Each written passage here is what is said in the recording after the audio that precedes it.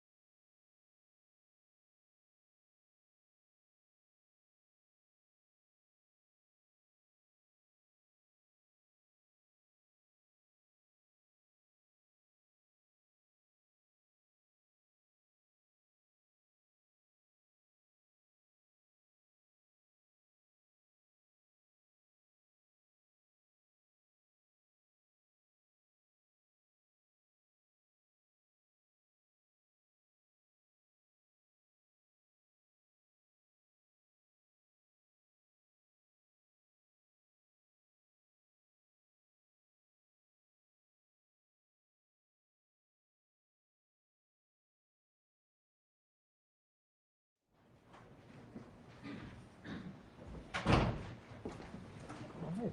Statement calls next witness.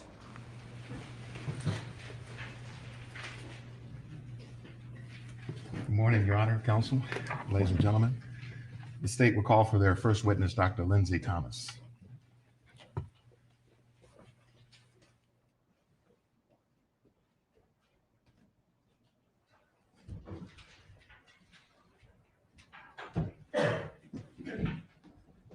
You raise your right hand. Do you swear or affirm under penalty of perjury that the testimony you're about to give will be the truth and nothing but the truth? I do, yes.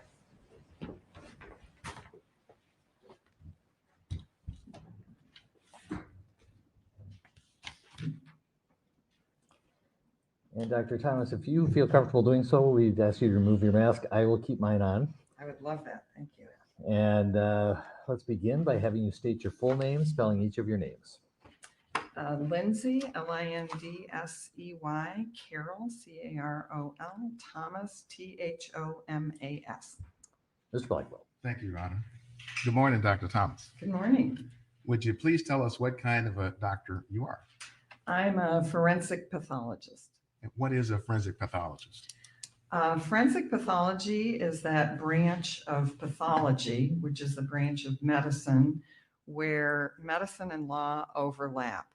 So it could be anything with a medical and legal component, could be toxicology. In some cases, it may involve living patients, but as I practice and as most forensic pathologists practice, it involves what's called medico-legal death investigation. Does it involve taking care of patients in the clinical sense? Not living patients, no. A forensic pathologist may be consulted to help with the evaluation and interpretation of injuries in a living patient, but not in a treatment or clinical sense. So most of your work then is done on deceased people. Correct. Any specific types of deaths? Yes, the state statutes lists the types of deaths that have to be reported to the medical examiner. And briefly, they tend to be unnatural deaths, so accidents, suicides, homicides, unexpected deaths, potentially suspicious deaths, that type of category of death. Do you get special training in how to determine the cause and manner of death? Yes. Tell us something about the special training you received. Well, should I start back in medical school or just just the end part? Just the end part. Okay.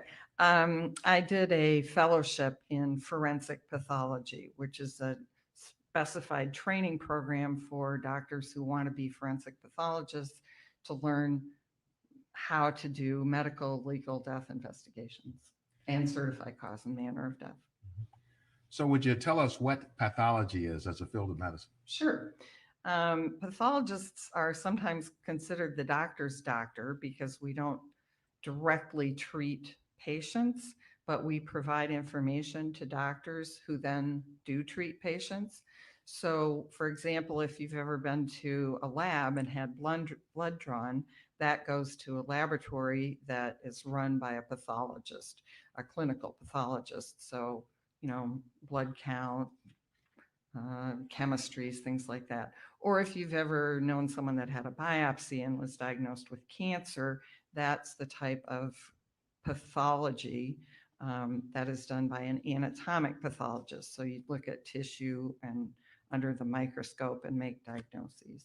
Is a medical examiner a forensic pathologist? In Minnesota, a medical examiner is a forensic pathologist who is appointed by the County Board of Commissioners to be that county's medical examiner. So it's a public official? Yes.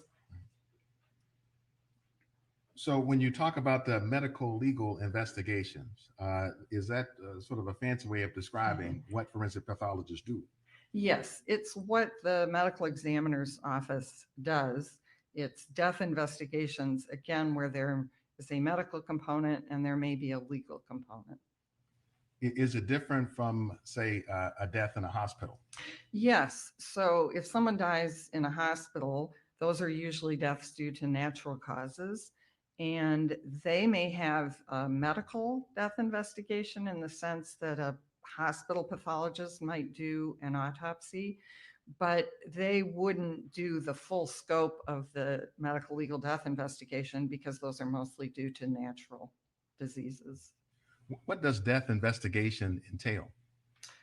Well, the way a medical examiner's office performs a death investigation, I think a lot of people assume it's all about the autopsy, the physical examination of the body, and that's really just a tiny part of the death investigation.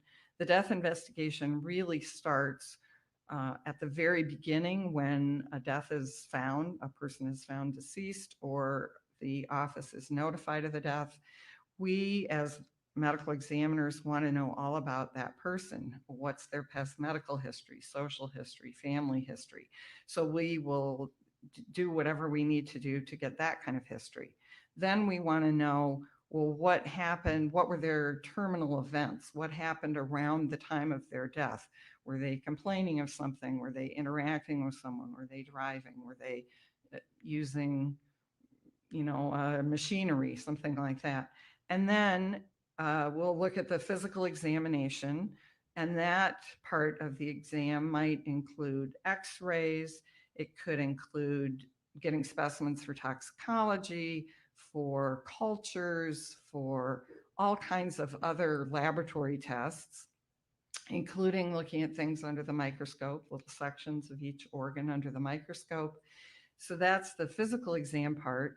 Then we'll look at the laboratory results. So that would be usually toxicology, but as I say, it could be blood cultures or more recently, it's probably been a lot of COVID testing, that kind of thing. And then look at the microscopic slides and then put all of that together with the history, the terminal events, the physical findings, the laboratory findings, and then that's how the medical examiner reaches the conclusion about the cause and manner of death. So all of that goes into a death investigation. Yes. Do you sometimes interview people also as a part of it? Yes, the investigators who go to the scene may talk to family members. We certainly will talk to medical providers to get someone's past medical history. We often will interview or talk with law enforcement officers if they were the people who responded. It could be paramedics, EMS, troopers, just depends on the case. I want to ask you about a phrase used, terminal events. Yes. Could you explain to the jury what is a terminal event? Sure. So when we're investigating a death as medical examiners, as I mentioned, we want to know as much as we can about this person leading up to their death, because that often how they lived will provide us information about how they died.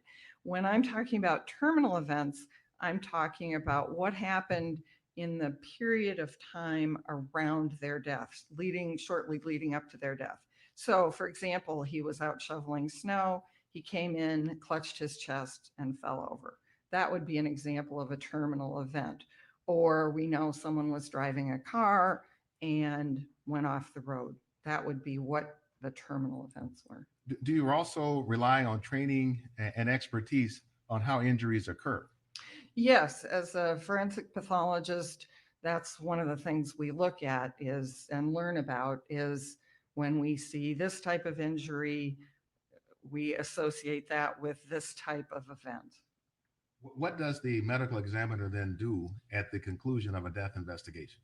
So the ultimate goal is to complete the information that's needed on the death certificate, specifically the cause and manner of death.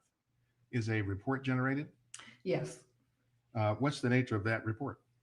Well, one of the main reports that's generated would be considered the autopsy report, and that's the report of the physical examination. But ultimately, the death certificate is kind of the final report. Now, you told us as a forensic pathologist, you don't treat living patients. Right. So if we wanted to have a discussion, for example, about measuring lung volumes or air reserves in someone, that wouldn't be your bailiwick as a medical examiner. That would not be me, no. By the time I see them, none of that applies. Yes. Right. So Dr. Thomas, are you currently employed? I work, I'm kind of semi-retired. I do consulting and then I work part-time at medical examiners' offices in Reno, Nevada and Salt Lake City, Utah. Reno and Salt Lake City, Dr. Thomas? There are places I really like the way the office runs, and um, I like still to be involved as a medical examiner. And pretty good places to hike. And good places to hike, yes. So where did you do your work before you were semi-retired? Right before I retired, I was at the Hennepin County Medical Examiner's Office as an assistant medical examiner. And do you want me to go before that? Yes, if you could tell us your work experience as a medical examiner, forensic pathologist. Sure. Initially, I started after my training at the Hennepin County Medical Examiner's Office, working as a deputy and assistant, then assistant medical examiner, and I was there for many years. And then in 1997, I joined the Minnesota Regional Medical Examiner's Office that was based in Hastings. And then I was chief of that office for 13 years. And we were the medical examiner's office for 8 counties in Minnesota, the largest of which were Dakota and Scott counties. And we also served as an autopsy referral service and medical examiner's office for many other counties in Minnesota, as well as Wisconsin and even one in Michigan. And then when our office outgrew that space, Dakota and Scott counties merged with Hennepin County, and that's why then I came back to Hennepin County. So over how many years have you performed work or services as a forensic pathologist? Let's see, 37 now, 36. And in Minnesota, how many counties? Oh, gosh. Well, I've been the direct medical examiner for 8 counties. I've worked in offices that have been consultant to dozens of other counties. And have you also performed those services in parts of Wisconsin? Yes. When did you stop working at the Hennepin County Medical Examiner's Office? It was early 2017. I retired from Hennepin County. And how many autopsies would you estimate you have performed over your career? Probably about 5,000 that I myself did, and then hundreds, maybe 1,000 more where I assisted someone else or I supervised or I participated in some way. So in 5,000 or so cases, you've determined the cause and manner of death? Well, actually way more than that, because as medical examiners, we don't just certify the cause and manner of death for the cases that we do autopsies on. There are numerous other cases that get reported by law to the medical examiner's office where we don't do a physical examination. So, for example, an elderly person falls in a nursing home and gets a hip fracture and then dies a couple months later. That death has to be reported to the medical examiner's office. We will investigate that death by looking at the medical records and doing all of what I talked about, getting family input and medical provider input.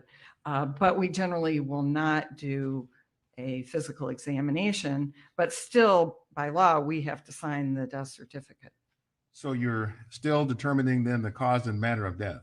Right. We're just not using an physical examination as part of it. And using the medical records primarily? Yes. Dr. Thomas, are you licensed presently? Yes, I'm licensed in Minnesota, Wisconsin, Tennessee, Nevada, and Utah. Do you also hold any board certifications? Yes, I'm board certified by the American Board of Pathology in anatomic pathology, clinical pathology, and forensic pathology. Have you worked with any professional organizations over the years related to forensic pathology?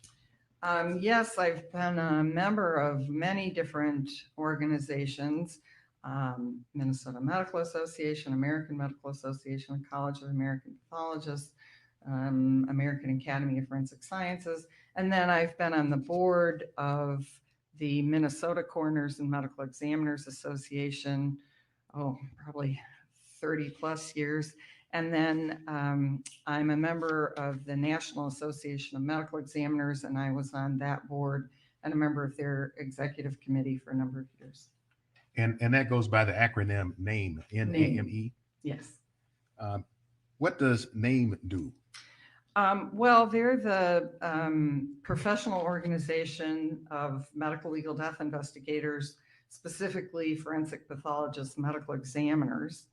And as an organization, they provide support to medical examiners, they provide information, they provide guidelines, an accreditation program, an inspection program, lots of ways of assisting medical examiner offices. Dr. Thomas, have you done any teaching? Yes. Tell us about that. I have been a clinical instructor here at the University of Minnesota Department of Pathology.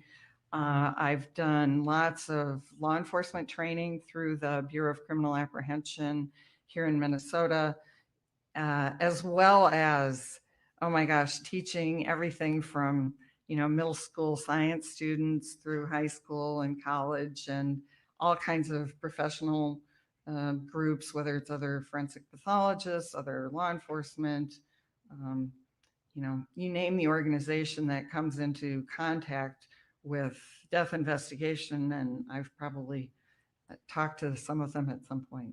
Do you have any publications?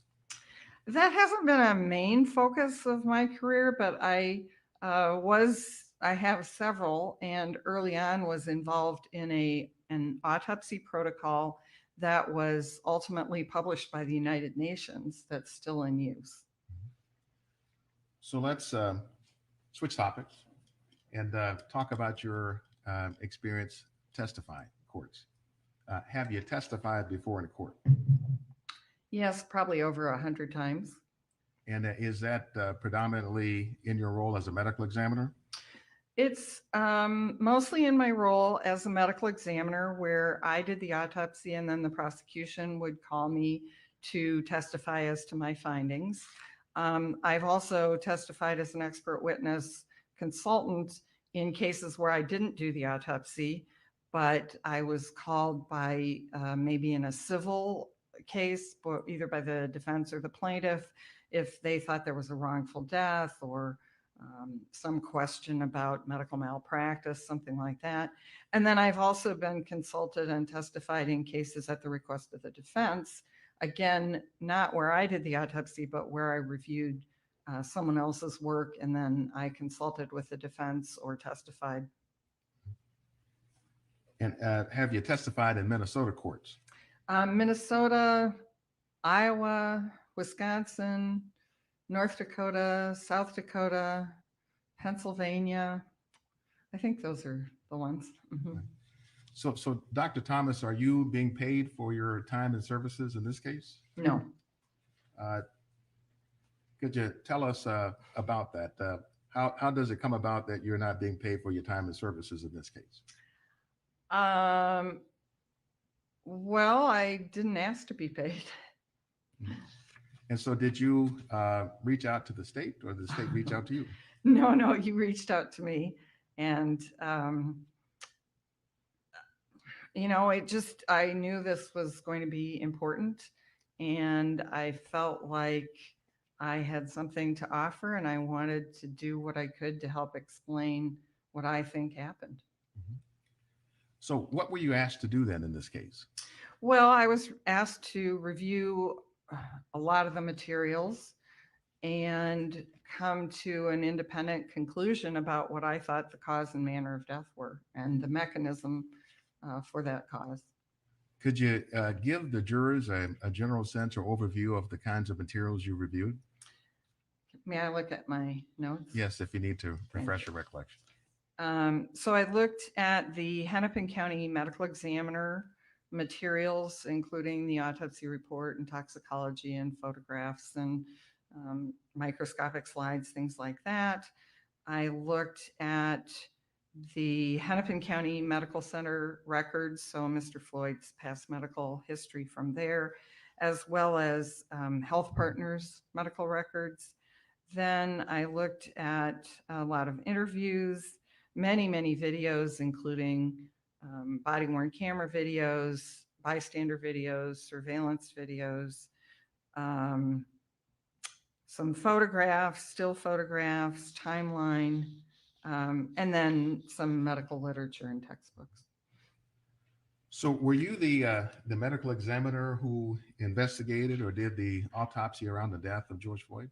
No, that was the Dr. Andrew Baker, the Hennepin County Medical Examiner. Do you know Dr. Baker? I do. He was a pathology resident when I was on staff at Hennepin County many years ago. And then when he did his fellowship, I was one of the staff people there. And then after our offices merged, I worked again with him at Hennepin County. So would you have been then part of his training in his early formative years? Yes, Do you consider him a friend? I do. Yes. Have you talked to him about this case? No, not since right after it happened. But you did review his report, Yes. and as well as Mr. Floyd's medical records. Yes. Did you review the history of terminal events for May 25th, 2020? Yes. So And what was kind of unique, what was absolutely unique in this case was the volume of materials I had to review. I've never had a case like this that had such thorough documentation of the terminal events. and by way of the thorough documentation, what makes it so thorough in your opinion? Well, the use of videos is unique in this case. Certainly, as medical examiners, we use videos, but there's never been a case that I've been involved with that had videos over such a long time frame and from so many different perspectives. Are you aware then of Dr. Baker's conclusions then on the manner of death? Yes. Your Honor, I'd like to show Exhibit 193 that's been stipulated to subject to Dr. Baker's foundation.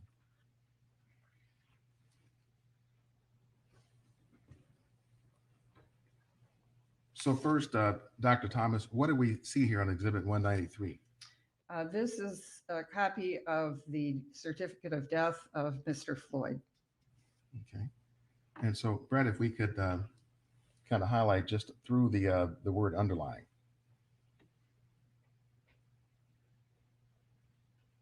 Just to make it a little bigger to see. Okay. Based on your review of the evidence and the death certificate, do you agree with Dr. Baker's determination on the cause of death? Yes, I do. And is that by the word immediate on here?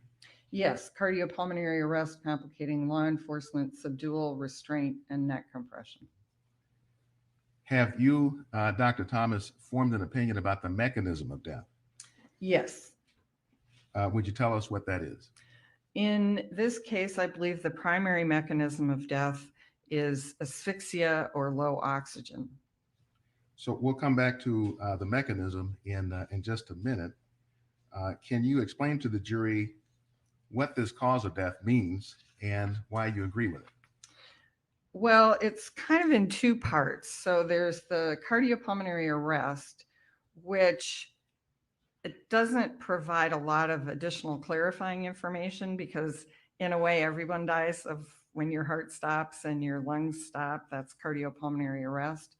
But as a forensic pathologist, I would use cardiopulmonary arrest when I'm to differentiate it from a cardiac arrest. So this is not a sudden cardiac death, a sudden cardiac arrhythmia. This is a death where both the heart and lungs stopped working. And the point is that it's due to law enforcement, subdual, restraint, and compression. That is kind of what ultimately is the immediate cause of death is the subdual, restraint, and compression. And just so it's clear for the jurors, does cardiopulmonary arrest mean heart attack? No. Does it mean fatal arrhythmia as a primary cause of death. No, It simply means that the heart stops and the lungs have stopped. correct. It's another way of simply describing death itself. Right.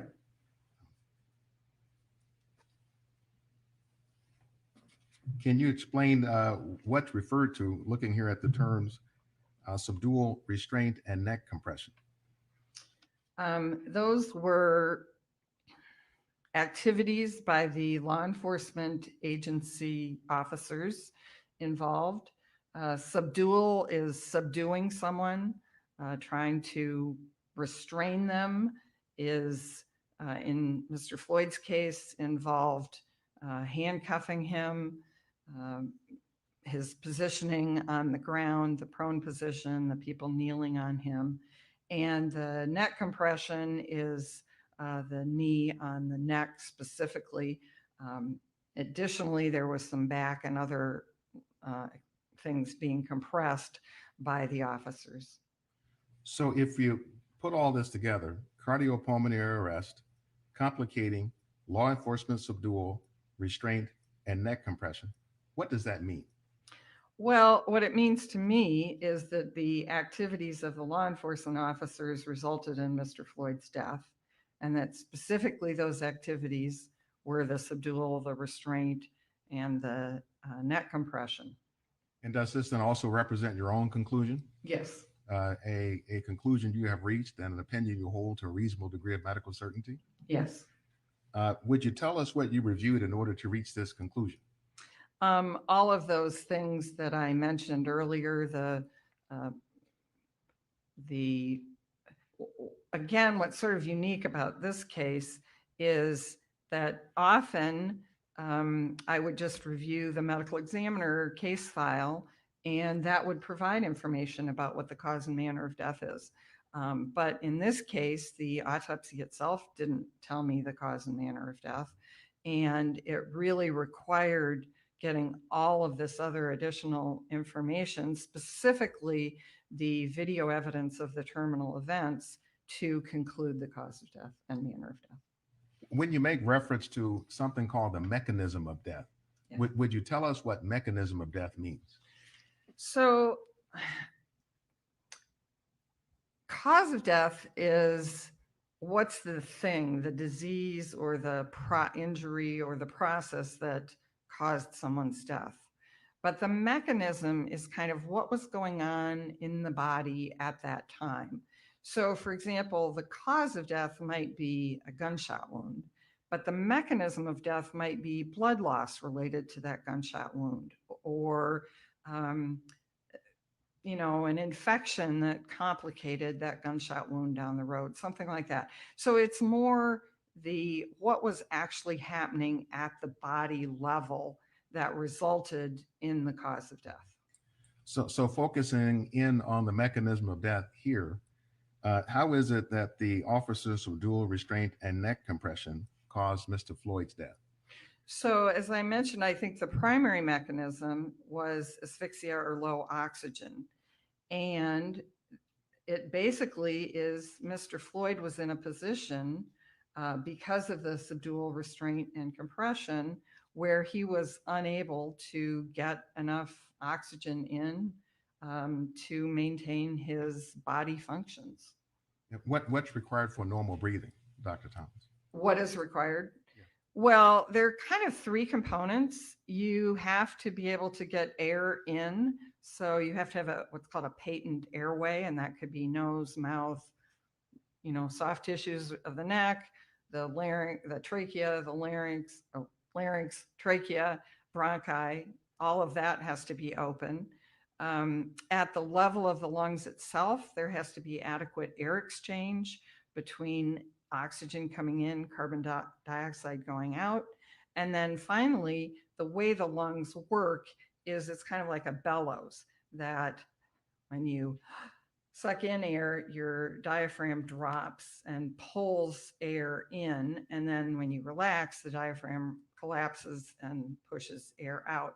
So all three of those things have to be functioning in order to get adequate oxygen in. So for example, if someone is smothered or strangled, or they inhale a piece of hot dog, or they have pneumonia such that their lungs are completely filled, then their airway is obstructed so that there isn't adequate air coming in, oxygen coming in. Or if someone is in an environment where there isn't enough oxygen. So, for example, in a closed garage in which an old car has been running, there may be way high carbon monoxide. And in that case, they're perfectly able to breathe in and out, but there just isn't enough oxygen. And then the third would be if there's some kind of restriction such that your chest can't expand, your diaphragm can't expand, so the bellows function isn't working. And if any one of those components isn't working, then the result will be this mechanism of inadequate oxygen. Doctor, how does narrowing of the hypopharynx fit into this?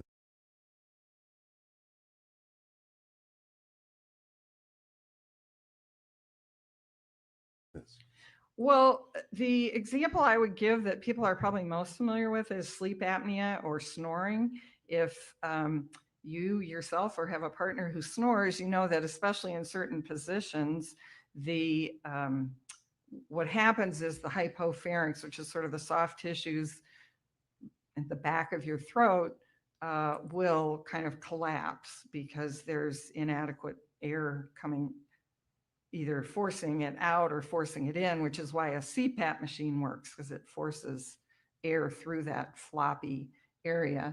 And if that collapses, then it makes it difficult to get air in. So, Dr. Thomas, what do you rely on to reach your conclusion that low oxygen was the mechanism of death? In this case, it was primarily the evidence from the terminal events, the video evidence that show Mr. Floyd in a position where he was unable to adequately breathe. So, how does the autopsy report itself assist you or not?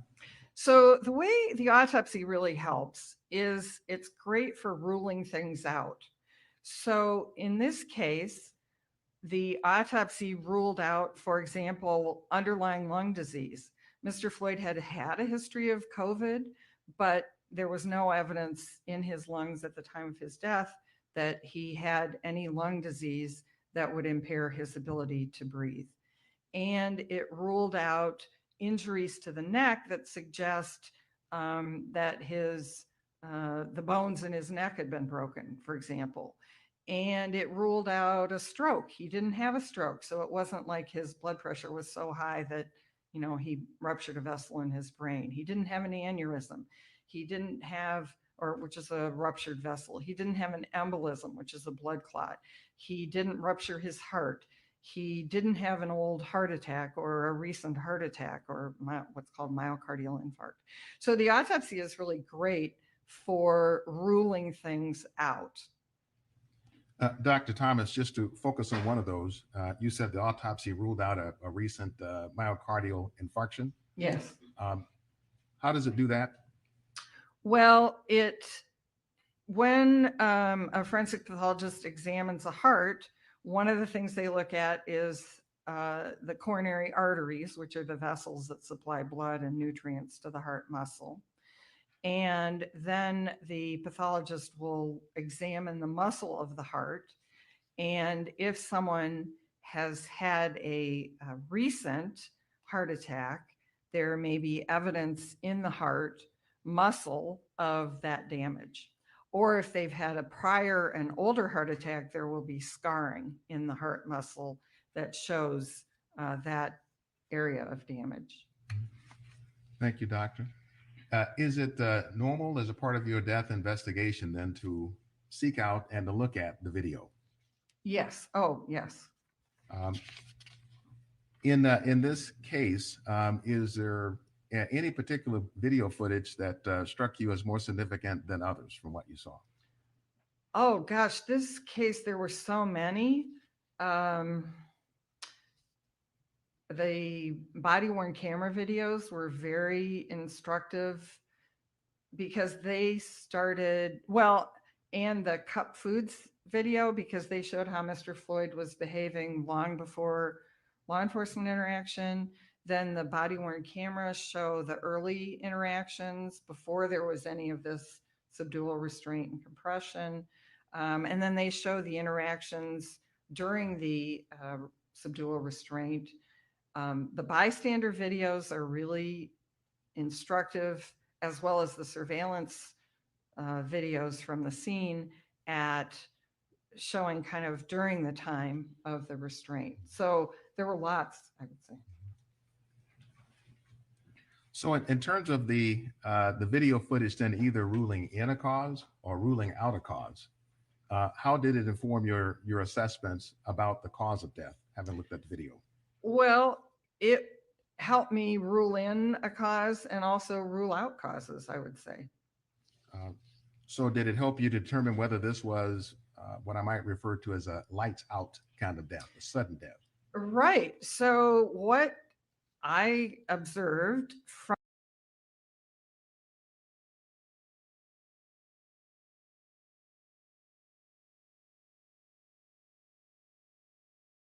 from all of these videos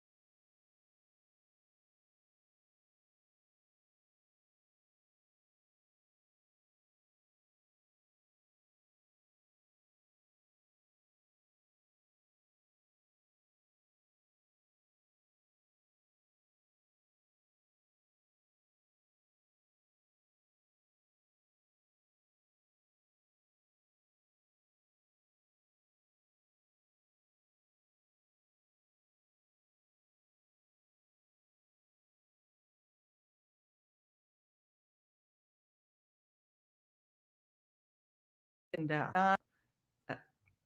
At times, at times, at least 3 officers on top of him, whether it's his neck or his back or his lower back or legs, it prevents him from moving his body into a position where he can adequately use the bellows function.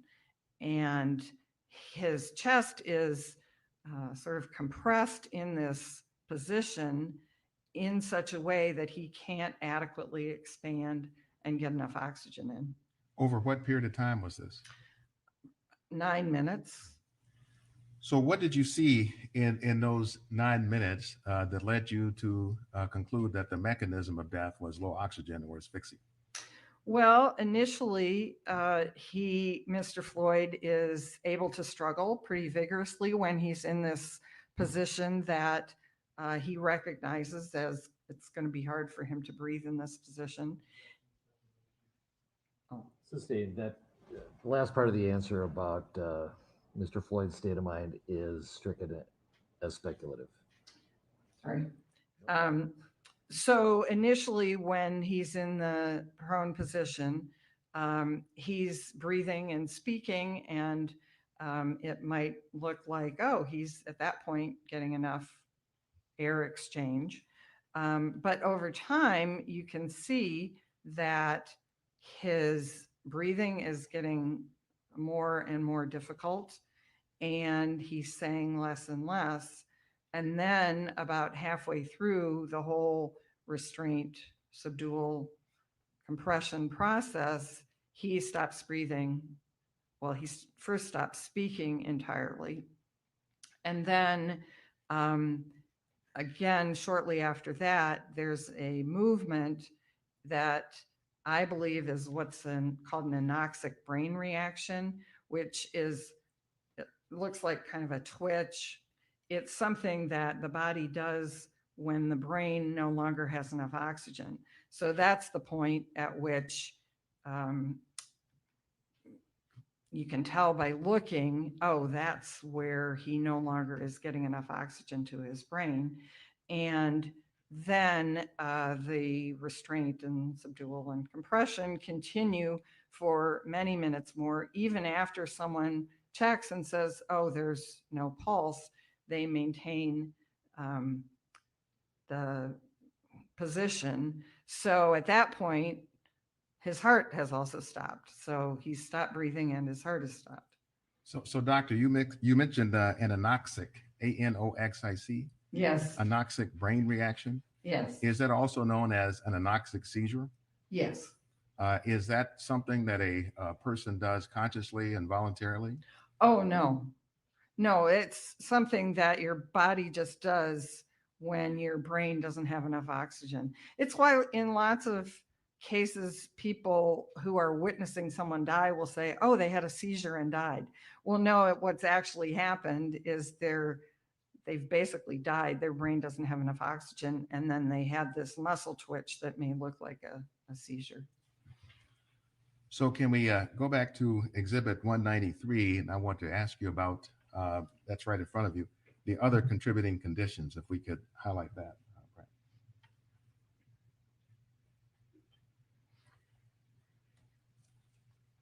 So do you see where I'm referring to the other contributing conditions? Yes. And what are those? In this case, they are arteriosclerotic and hypertensive heart disease, fentanyl intoxication, and recent methamphetamine use. So would you explain for the jury, what does it mean, other contributing conditions? So the way forensic pathologists and medical examiners usually use this is people often think of it, the death certificate is for that person, that specific person who died and their family. And that's true. It does serve a very useful purpose for life insurance, whatever. But forensic pathologists are also using death certificates for public health data purposes. And so in any given case, we aren't just thinking about this particular person and their cause and manner of death. We're also thinking the state and the federal government collect data on why do people die? What is cause of death? It's how we know as a country that we have, how many people die of COVID, for example. It's because death certificates list that. So one of the things that we use this other contributing conditions for is to list disease processes or drugs that are present at the time of death, but that we don't believe directly contributed to the cause of death.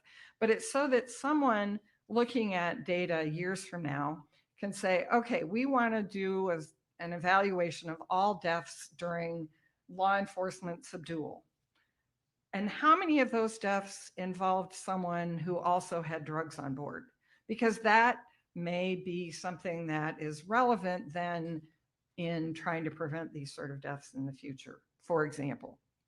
Or the case where I use other contributing conditions probably the most is the hip fracture case that I talked about before, where someone dies of a hip fracture due to a fall, but they're 84 years old and they also have hypertensive heart disease, arteriosclerotic heart disease, asthma, diabetes.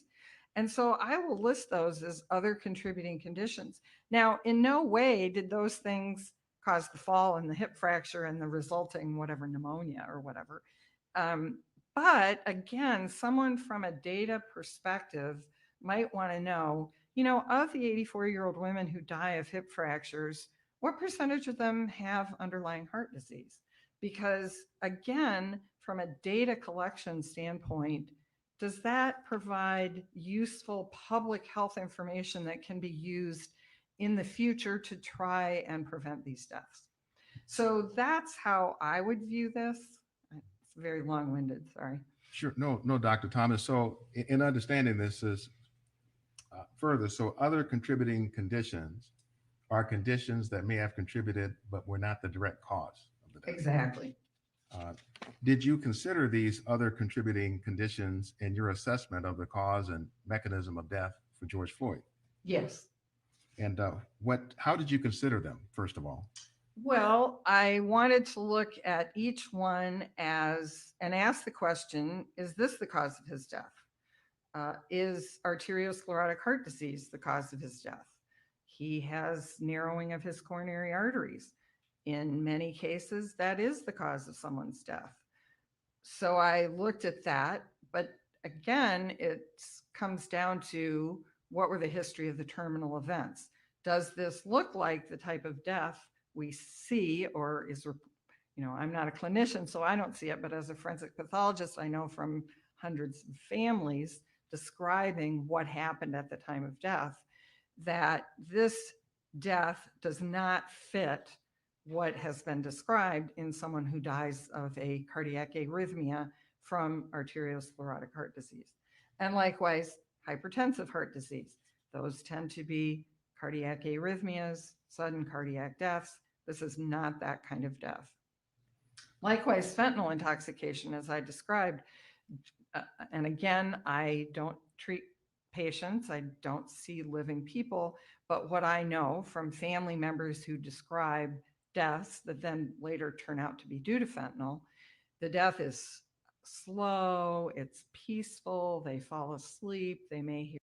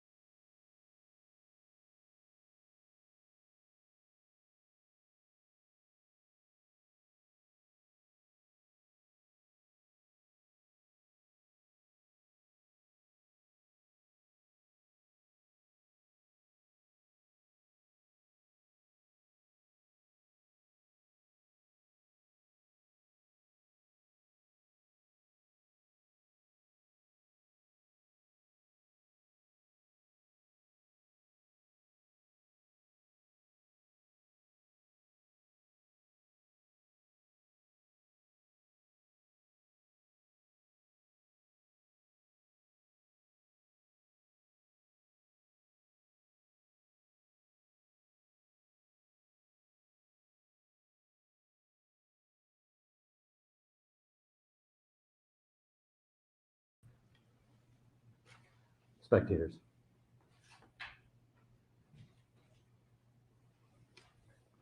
Spectators should each get a copy if they want one.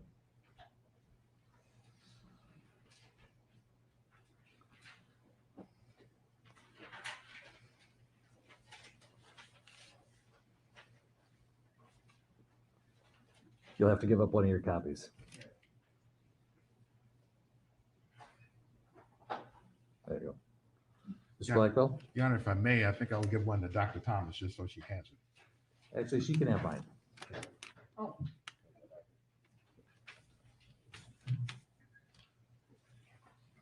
That way Your Honor won't have to use the camera at all.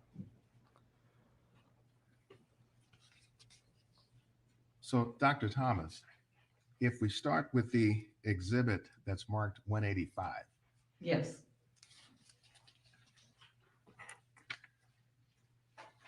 I take that back. I would like to see it on my screen.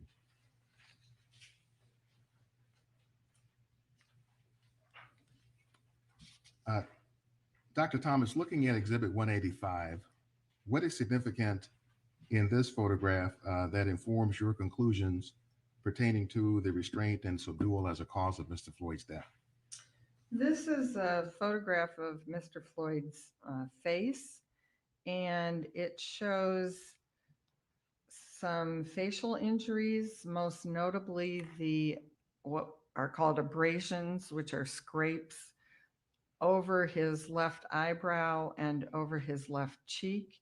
You can also see there's littler scrapes or small cuts on his nose and lip, upper lip, and then a little on the left side of his lower lip. But the main thing this shows is that the left side of his face was obviously in contact with some rough surface. Dr. Thomas, if we look at exhibit 235, it may be a close-up of the same area.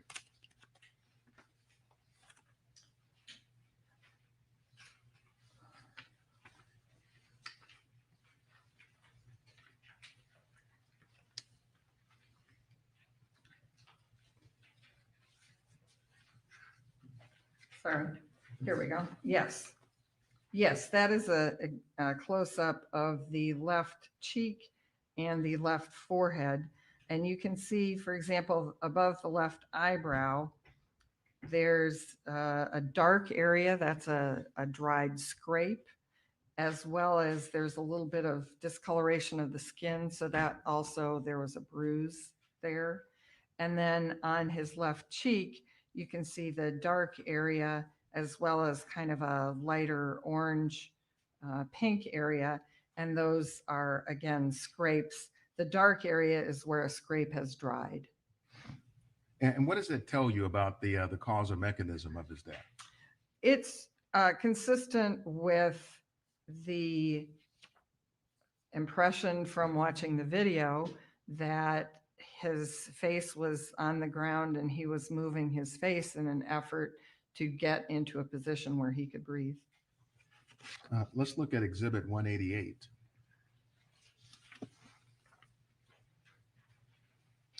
This is a photograph of Mr. Floyd's left shoulder.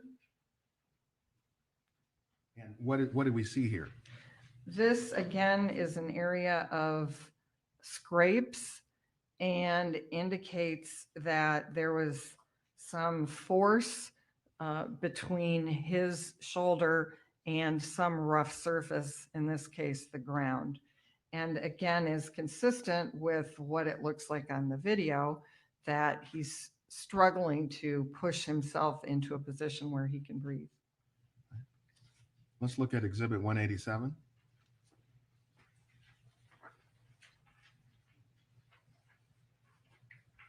This is a photograph of his right shoulder. And again, you can see there's a little bit of discoloration and then the skin is scraped. So there's less injury impact here.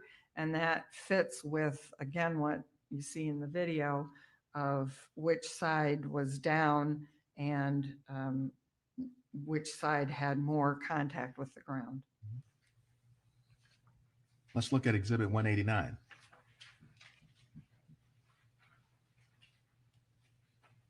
This is a photograph of Mr. Floyd's left hand. And if you look at the base of his hand, sort of right over his wrist, you can see there's some areas of red discoloration with kind of a pale area in between. And that's consistent with handcuff marks. You can also see on the sort of outer edge, there's some white material that's dried skin, and that's an area where his skin has actually been rubbed up from the handcuffs.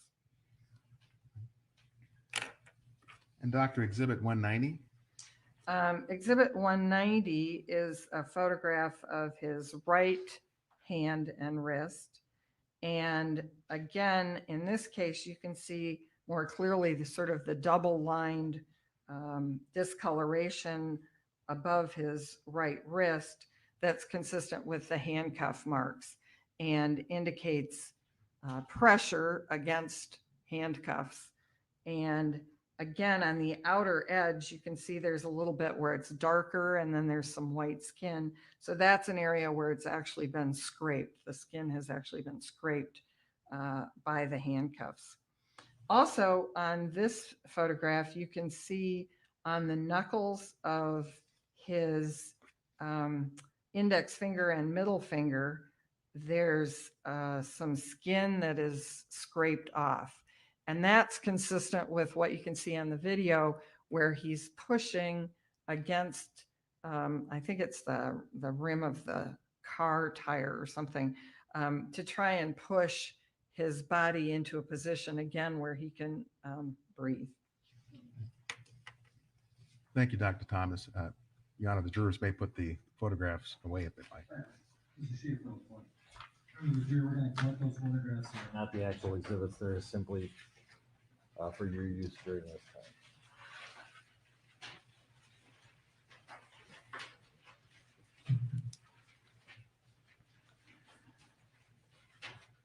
And we'll ask the spectators also to return the exhibits. You can keep yours. Council can keep theirs.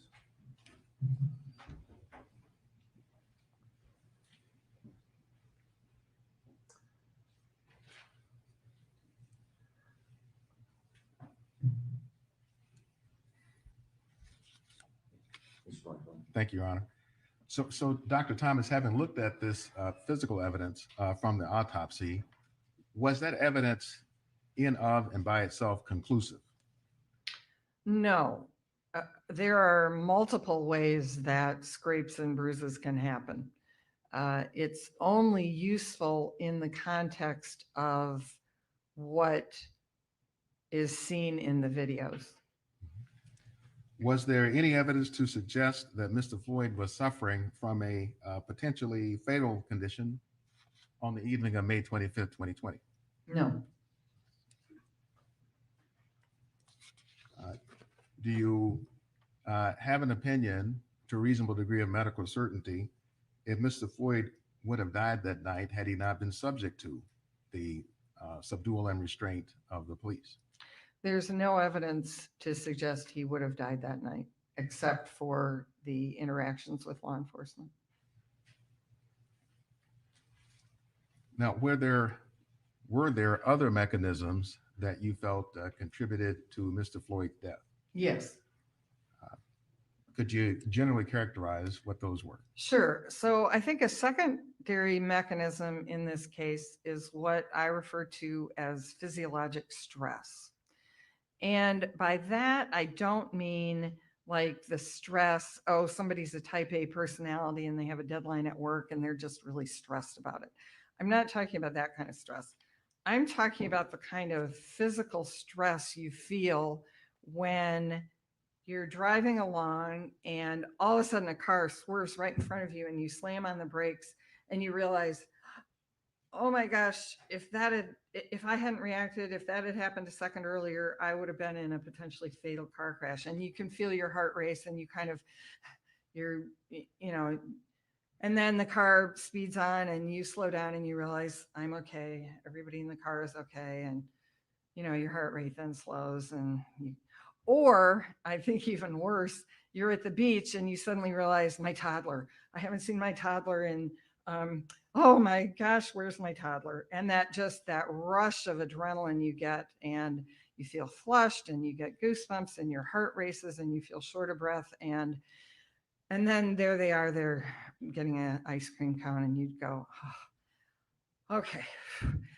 But it takes you a minute for your heart to kind of slow down and your blood pressure to slow down and you to be able to take a deep breath and recover yourself. So that's the kind of physiologic stress I'm talking about, only instead of after a second or a minute, this goes on for minute after minute after minute for 9 minutes, where you are terrified, and you can't, there's no recovery. So it's that kind of fear of life that I'm talking about for physiologic stress.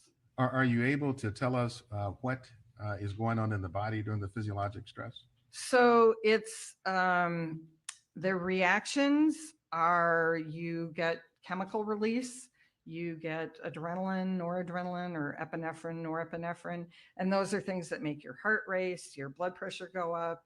You require more, your muscles get ready to act, to go run, to do whatever you need to do, slam on the brakes. And so you start needing more oxygen in your muscles. You need to take more breaths. You need more oxygen for your heart rate, because your heart's beating faster. There may be other chemicals that are released, whether it's stress hormones or cortisol or things like that. There may be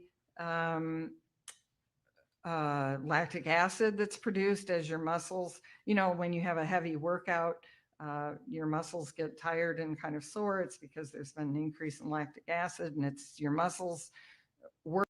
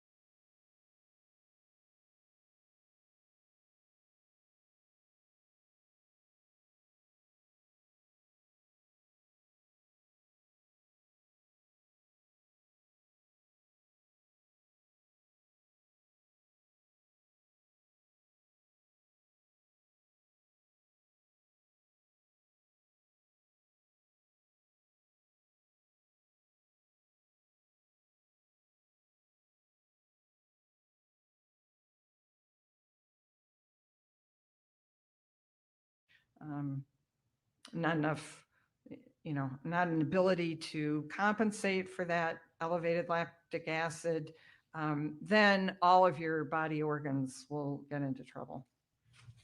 Doctor, do you consider that physiological stress that you're describing a direct cause or mechanism of death, or is it secondary? Well, I guess I would consider it a contributory cause or contributory to the cause of death. Um, it's another contributing mechanism. And so the direct cause is what? And then the secondary cause is what? So their sort of primary mechanism, I think, is asphyxia, and the secondary, or low oxygen, and the secondary mechanism is this physiologic stress. But ultimately, the cause of death is the subdural restraint and compression. So this physiologic stress or physiological stress that we're discussing, is that something that can be observed on autopsy? No. And why is that? Well, it's a chemical reaction. It's increased heart rate, which of course we don't see at autopsy. It's increased chemicals that we can't test for at autopsy. So none of it is anything that can be seen physically. So it's a functional mechanism. Yes, that's a good way of describing it. Is low oxygen then also a functional mechanism? Yes.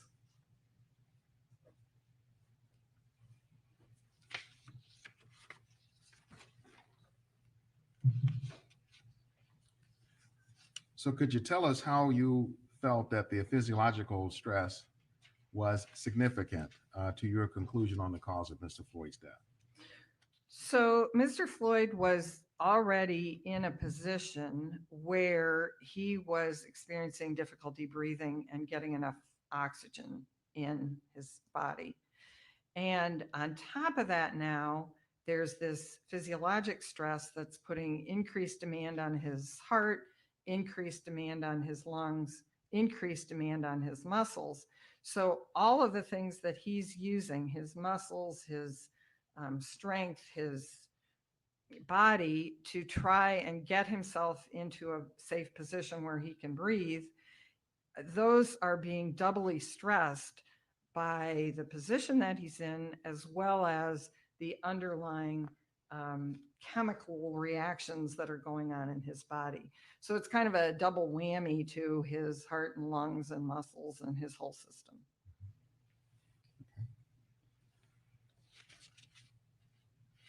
So Dr. Thomas, I want to show you Exhibit 194. Again, Your Honor, that's been stipulated to, subject to foundation later. First, Dr. Thomas, can you tell us what this is? This is a press release that was put out by the Hennepin County Medical Examiner's Office at the time they certified the cause and manner of death of Mr. Floyd. And is it your understanding that the medical examiner's office generates this type of a press release report in certain cases? Yes. So there is a section in the press release report that refers to manner of death. Yes. Let's see if we can highlight that. And we see the word there, homicide. Yes. We see also in here information we saw on the death certificate, where the press release says also how the injury occurred. Yes. And would you read that for the record? How injury occurred: decedent experienced a cardiopulmonary arrest while being restrained by law enforcement officers. Again, you agree with that? Yes. So let me show you what's marked as Exhibit 918. And homicide is a manner of death. Yes. And would you explain to the jurors a little bit about what it is medical examiners look to when they're trying to determine manner of death? Sure. So unlike cause of death, which could be anything, we only have 5 options for manner of death. So a death can be natural, meaning that all of the conditions that contribute to the death are due to just innate processes. Could be cancer, could be heart disease, something like that. Second category is an accident, and that would be something like a motor vehicle crash or an unintended drug overdose. Third category is a suicide, which is death at one's own hands, with at least probably some element of intent. The fourth category is homicide, and that means death at the hands of another. And then the fifth category is undetermined. And that means generally we don't have enough information about this type of death to make a determination to fit it into one of the other categories. So, for example, we talked a lot about terminal events early on. And in some cases, we have no idea what the terminal events were because the person is just found dead in their residence. And we don't know because they've been alienated from family. We don't know, were they saying they were going to take their lives? Did they have a prolonged, did they history of using drugs? Did they just get out of prison? You know, we're unable to get enough information to sort it into, was this an accidental death or was this an intentional suicide death? And so that would be an example where we might use undetermined, where we just don't have enough So, information. Dr. Thomas, if you look then at the screen in front of you, does this depict or show the manners of death? Exactly. And homicide is highlighted, reflecting what Dr. Baker found. Yes. And do you agree with that finding Yes. in the case of George Floyd? Your Honor, we offer Exhibit 918. Any objection?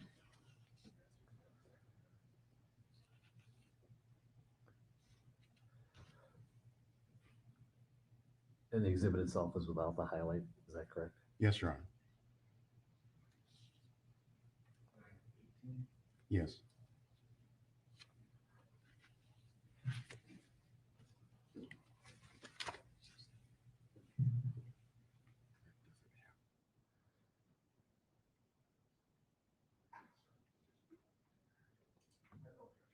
Nine eighteen is received.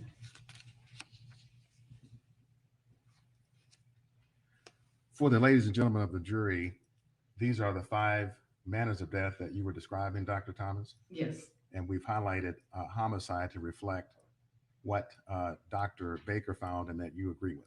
Yes. Is there any guidance given to medical examiners about how to select homicide as a manner of death? Yes. And There is a guide that was published by the National Association of Medical Examiners that provides assistance in how to make a determination between these different.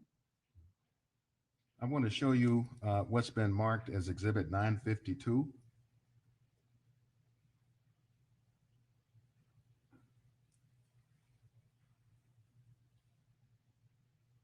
Do you see that, Dr. Thomas? Yes. Yes. And is this the publication that provides the guidance to medical examiners on how to determine manner of death? Yes. Would reference to excerpts from this guide be helpful to your testimony? Yes. Your Honor, we offer excerpts from Exhibit 952. Any objection? Yes, I do object to this. All right, actually, would this be a good time to break so we can deal with the sidebar issue as well? All right, members of the jury, we'll take our 20-minute, we're probably gonna have some work here, so let's come back around 5 after, 11:05.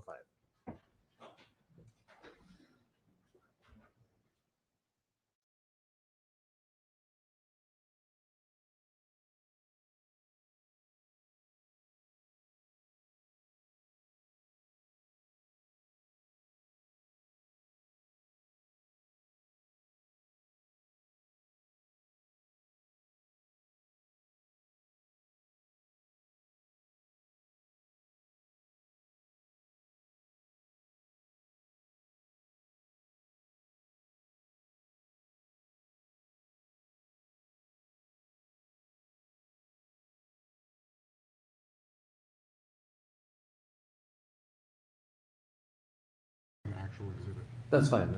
I'll receive 952 as demonstrative, so you can show it to the jury and have them follow along and have Dr. Thomas.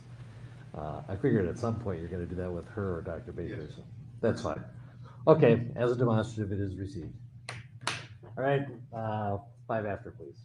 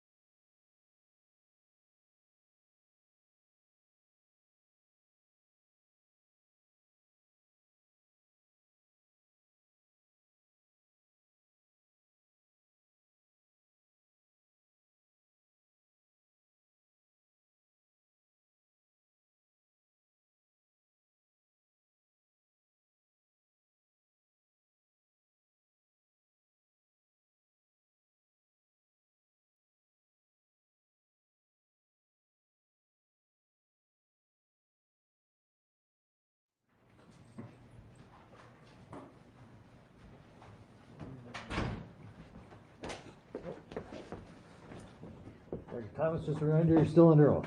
Thank you. Mr. Blackwell. Thank you, Your Honor. Dr. Thomas, I want to briefly go back to Exhibit 918 that we discussed, and then we're going to resume our discussion on homicide after that. Just to clarify for the jurors what these various classifications are. If we talk about natural, you discussed that with us. As Yes, an example of a natural manner of death would be, for example, a heart attack. yes. If we talk about an accidental cause of death, where would drug overdose fit in general as a cause of death? Usually drug overdoses are accidental unless there's evidence of intent, in which case it would be suicidal. So we know what suicide is, Yes, and undetermined. If the medical examiner can't tell which of these it is or what it is, then undetermined is what you would indicate. exactly. So if the manner of death here has been determined to be homicide, does that, in your opinion as a medical examiner, rule out a death by accidental drug overdose? Yes. Now, Brett, let's go back to Exhibit 952. That's admitted for demonstrative purposes. So, Doctor, we were talking about the designation of homicide, Yes. and tell us what this guide is as relates to how we define homicide as medical examiners. Homicide is defined in its most broad sense as death at the hands of another. And it goes into more detail if we want to look at that. Yes. So if, but this is guidance given from the National Association of Medical Examiners to medical examiners. Exactly. And it provides guidance and guidelines on how to designate a manner of death as homicide. Yes. So Brett, if we could go to the next slide. So Doctor, could you read this in for the record? Homicide occurs when death results from a volitional act committed by another person to cause fear, harm, or death. Intent to cause death is a common element, but is not required for classification as homicide, more below. It is to be emphasized that the classification of homicide for the purposes of death certification is a neutral term and neither indicates nor implies criminal intent, which remains a determination within the province of legal processes. And you agree with this? Absolutely. It's a guideline you follow? Yes. And have you followed this kind of a guideline for the years you've been a medical examiner? Yes. Is there more guidance given from the National Association of Medical Examiner guidelines on what constitutes voluntary acts? Yes. If you could click one more time. And so Dr. Thomas, could you read this for us? In general, if a person's death results at the hands of another who committed a harmful volitional act directed at the victim, the death may be considered a homicide from the death investigation standpoint. And then, although there may not have been intent to kill the victim died because of the harmful intentional volitional act committed by another person. Thus, the manner of death may be classified as homicide because of the intentional or volitional act, not because there was an intent to kill. And when you agree with the conclusion that Dr. Baker reached of homicide, is this the definition of homicide that you're applying that we saw in these two slides? Yes. Thank you, Dr. Thomas.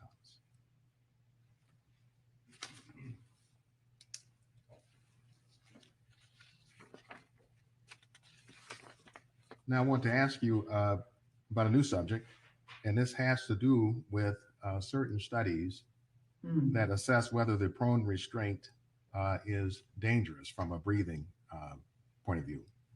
And I'd like to get your perspective as a forensic pathologist and a medical examiner in this respect. Are you aware of any such studies? Yes. Do you agree generally with the research that comes to a conclusion that the prone restraint is not dangerous for respiration? In certain laboratory safe settings, that may be true, but I do not agree with their applicability to real life situations. If you could generally characterize for the jurors, what's the punchline of these studies? What do they show? Well, they purport to show that putting someone in a prone position, even with some restraint and with weight on their back, is perfectly safe. And do you find the studies to be reliable, or do you find them controversial? Well, I think they are fine for laboratory purposes, but they bear no resemblance to real world situations. So I would say they're irrelevant for purposes of what we're talking about here. And so, how do they then not relate to the real world? What's artificial about them?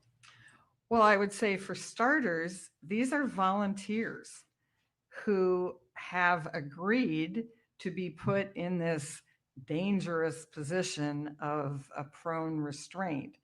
But they know perfectly well at any point, if they feel scared or uncomfortable, all they have to do is say, stop.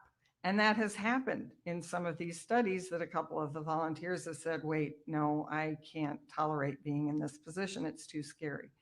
So that to me immediately takes out that whole element that we were talking about the terror, the physiologic stress.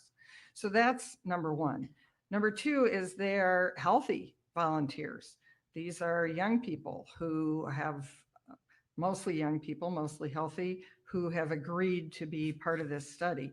So it doesn't relate to someone who may have other underlying factors that may contribute.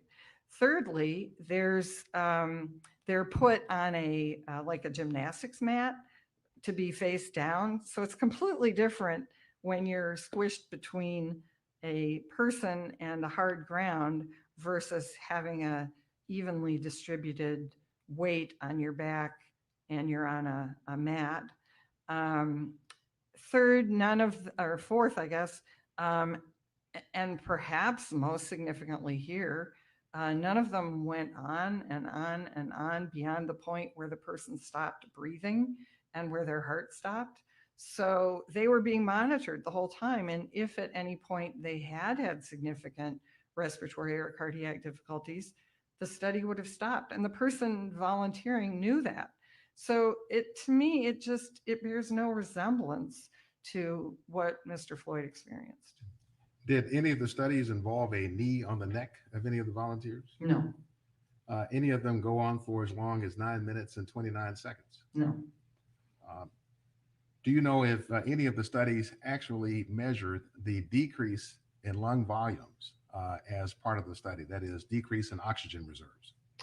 Not that I know of. No. So, any relevance to George Floyd at all? Not in my opinion, no.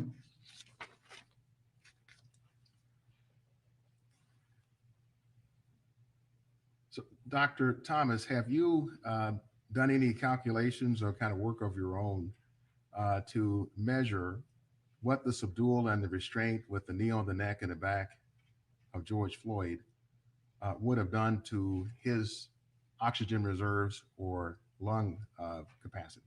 No, that would be something I would completely defer to a pulmonary doctor to address.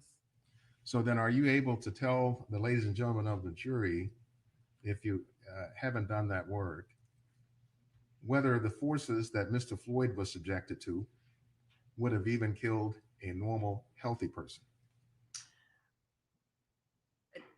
In the way you phrased that, not based on lung volume and that kind of study.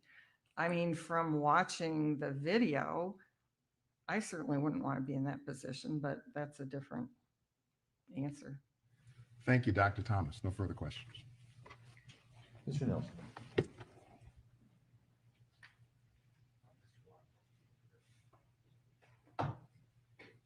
You don't want.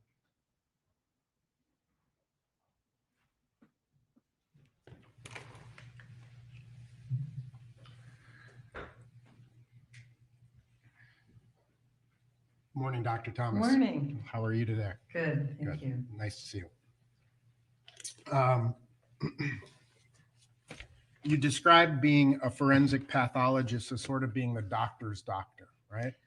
General pathologist is considered that, yes. Right. And the forensic pathologist, in terms of a death investigation, you kind of have to wear many hats, right? Yes, You have to have a broad familiarity with multiple medical conditions, right? yes, And sometimes medical conditions may appear at autopsy that you've never seen before, yes, right? Some strange disease that you've never seen, right? yes, And you will speak to other doctors, right? yes, You will gather information and they'll share information with you to help you make conclusions in an autopsy, right?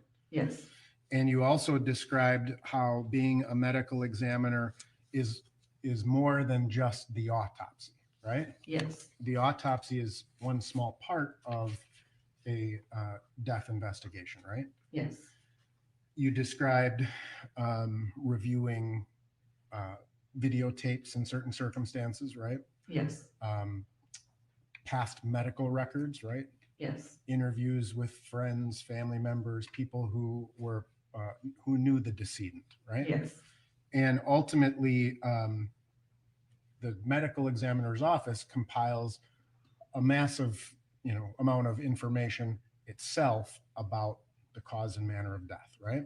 yes, And you've had an opportunity to review a lot of that information in this case, correct? yes. Now, have you reviewed all of the interviews of witnesses? Probably not all of them, no. Okay. Have you, after you prepared your report, have you been provided with additional materials that may be relevant to your considerations?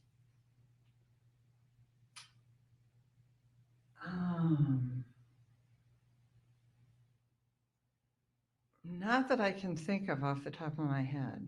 Okay.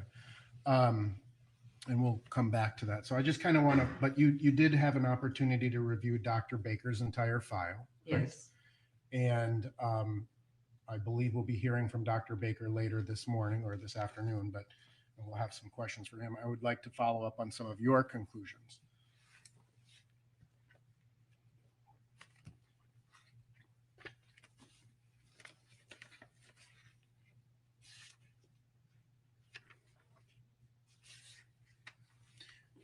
There's a term used in Dr. Baker's autopsy, the cause of death, the term complicating.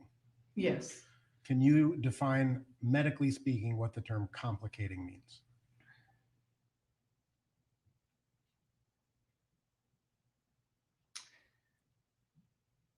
Oh, I guess it could be used in lots of different ways.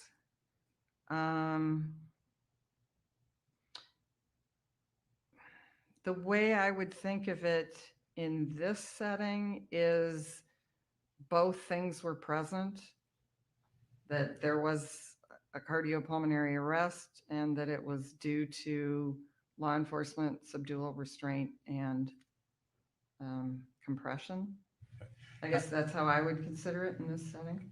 Have you been provided with any information about Dr. Baker's opinions in this case? Nothing very specific. I mean, just what he put in the autopsy report and all of his conclusions. So in terms of the word complicating, it's capable of different definitions based upon the forensic pathologist, right? Yes. Right. And so you, as a forensic pathologist, may have a different interpretation of what complicating means compared to Dr. Baker, for example. Yes. And there's a reasonable degree of disagreement amongst, in any case generally, it's reasonable for doctors to disagree with each other, is it not? That sometimes happens, yes. All right. You did not perform the actual autopsy of Mr. Floyd, correct? Correct. And that was Dr. Baker who did that, right? Yes. And you know Dr. Baker well? Yes. And you know him to be a competent medical examiner? Yes. He's the chief medical examiner for Hennepin County at this time. Yes. Now, you were provided again with all of the information from his report, and I would like to go through a few of the things with you. Let's talk about Mr. Floyd's heart first. Okay. What was the size of Mr. Floyd's heart as measured at autopsy? The weight of Mr. Floyd's heart was 540 grams. And would you explain or would you describe that as an enlarged heart? I would say it's a slightly enlarged heart. Yes. And there are some different measures of how to base an enlarged heart or how to determine if a heart is enlarged, right? Right. By some categories, that heart would not be considered enlarged. So there's two, as I understand it, two different kind of primary measurements or primary ways of comparing Mr. Floyd's heart to determine if it's enlarged, right? The Molina studies and the Northwestern studies. Oh, I see. There's probably multiple ways of looking at heart weights. I mean, those are two of them. There's the study from the Mayo Clinic. There's one in Europe. There's lots of ways of analyzing. But ultimately, based on all of your information, you would agree that Mr. Floyd's heart was slightly enlarged, right? Yes.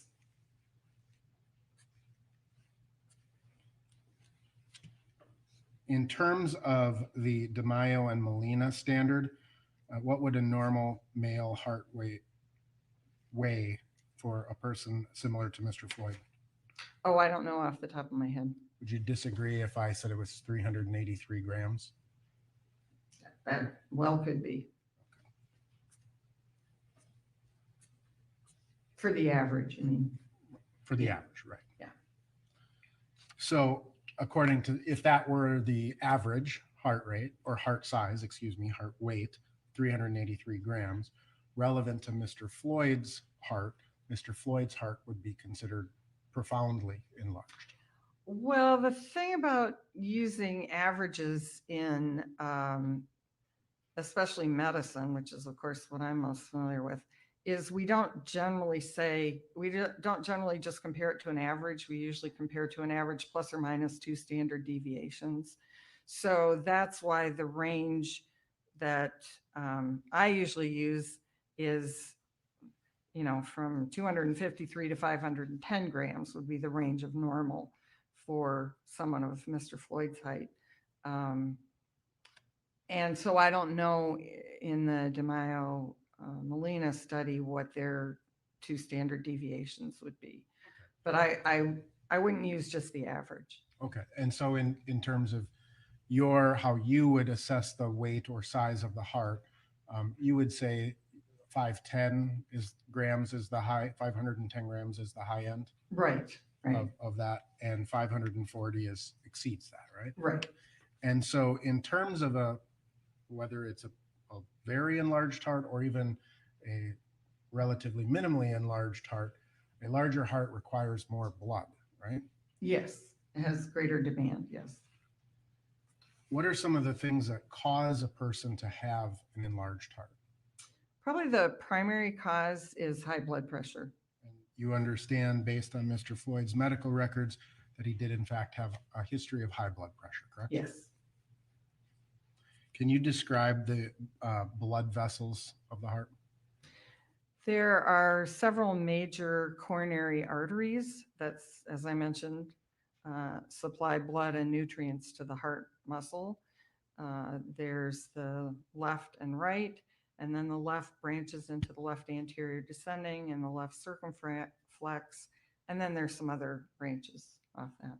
And how would you describe narrowing or stenosis of the coronary arteries? So the way we as forensic pathologists describe it is we look at the opening. So if an opening is fully open, then that would be 0% narrowing. And if it's completely closed, then that would be 100% occluded. And so then we look at anything ranging from, 25, 50, 75, 90%. Obviously, it's just an eyeball estimation. We don't actually get out calipers and measure because the actual percentage doesn't really matter. It's more, did they have coronary artery disease? Was it pretty good, pretty bad? Um, that sort of thing. Can you describe the difference between proximal and distal narrowing?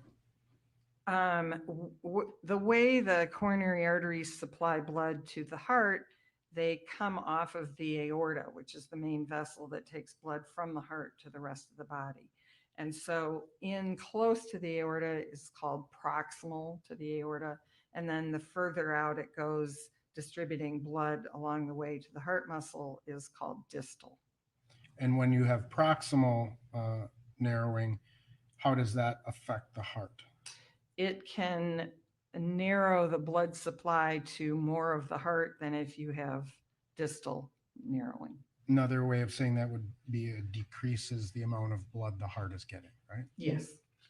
And it also affects how things are removed from the heart, right? Like CO2, carbon dioxide. Well, that's different. That wouldn't happen from the blood vessels coming in, I don't think.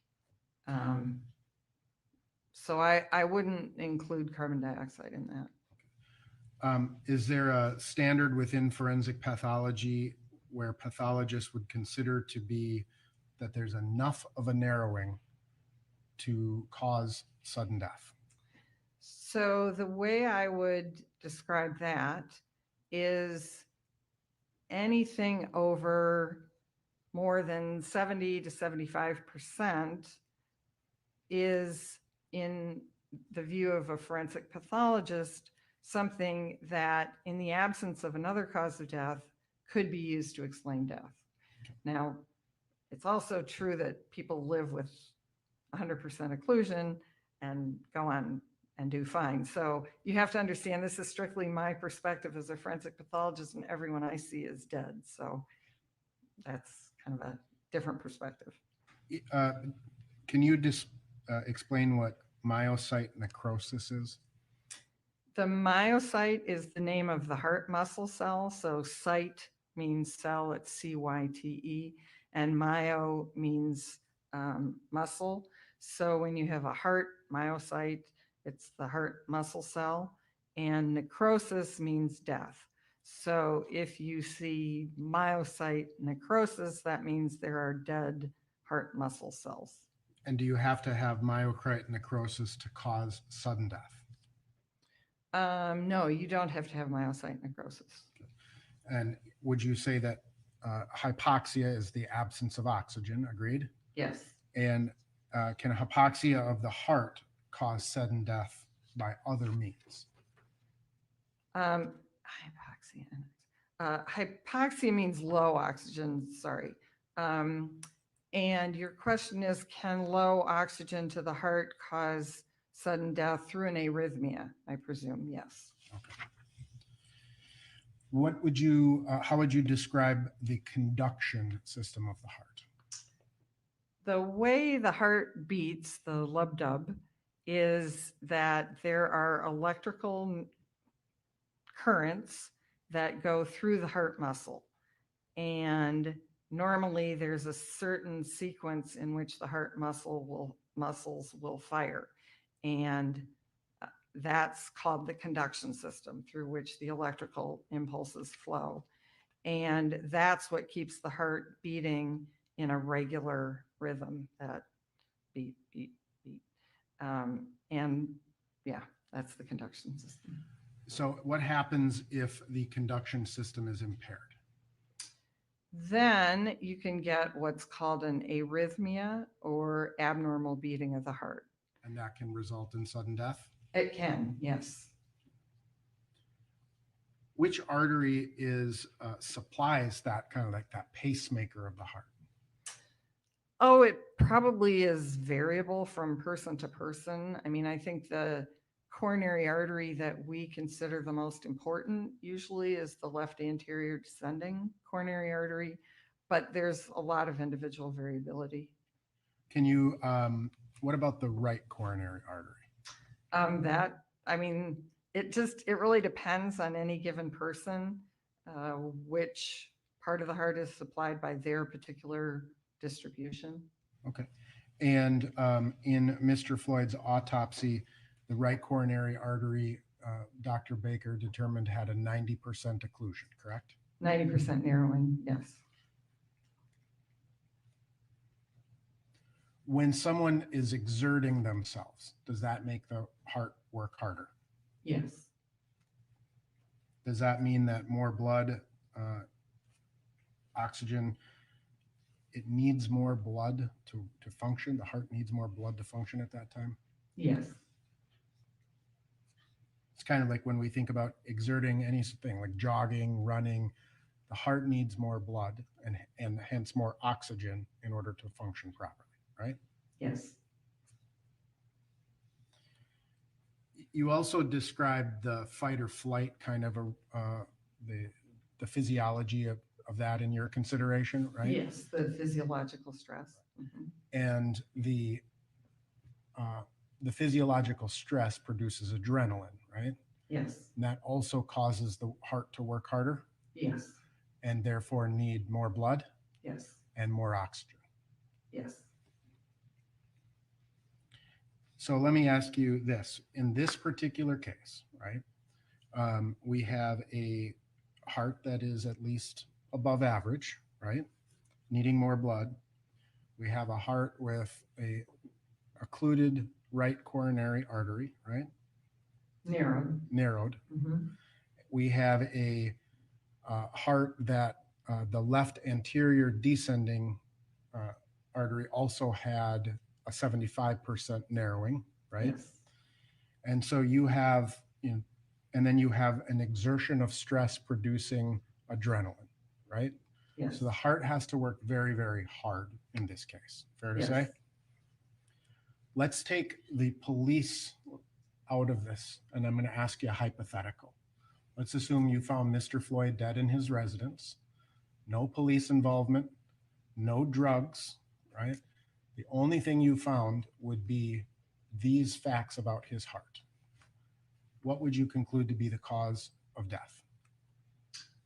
In that very narrow set of circumstances, I would probably conclude that the cause of death was his heart disease. So have you, as a forensic pathologist, ever certified a death due to arteriosclerotic cardiovascular disease? Probably thousands of times, yes. With similar degrees of narrowing of the arteries? Yes. Have you ever certified a death due to hypertensive cardiomegaly? I'm trying to. Yes, hypertensive cardiovascular disease, yes, absolutely. With a heart at this weight or even smaller? Well, if it was, again, in this setting where that was the only abnormal finding, then I would probably go with that, yes. So one of the things that has to be considered in this particular case is Mr. Floyd's heart, right? Yes. And even without any sort of an exertion, again, take the exertion out of it, take the police out of it, take the drugs out of it, that's a potential cause of death that needs to be considered. Yes. You discussed the abrasions that you saw and the jury saw pictures of. You would agree that the abrasions are in a left to right pattern?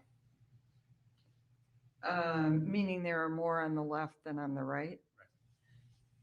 On his face, yes. On his shoulder, yes. And then he had the abrasions on his right hand. And even in terms of the pattern of the abrasion, there's up and down like an abrasion could go from the bottom of my body up, or it could go from left to right, right? Yes. I guess I didn't really focus on what direction the abrasions were going in that sense. Okay, and that's fine. But you would agree that one possible way that at least some of these abrasions occurred would be when Mr. Floyd was initially put down on the ground. Um, I, I guess they could, yes. And not all of those abrasions necessarily occurred while Mr. Floyd was in the prone position, right?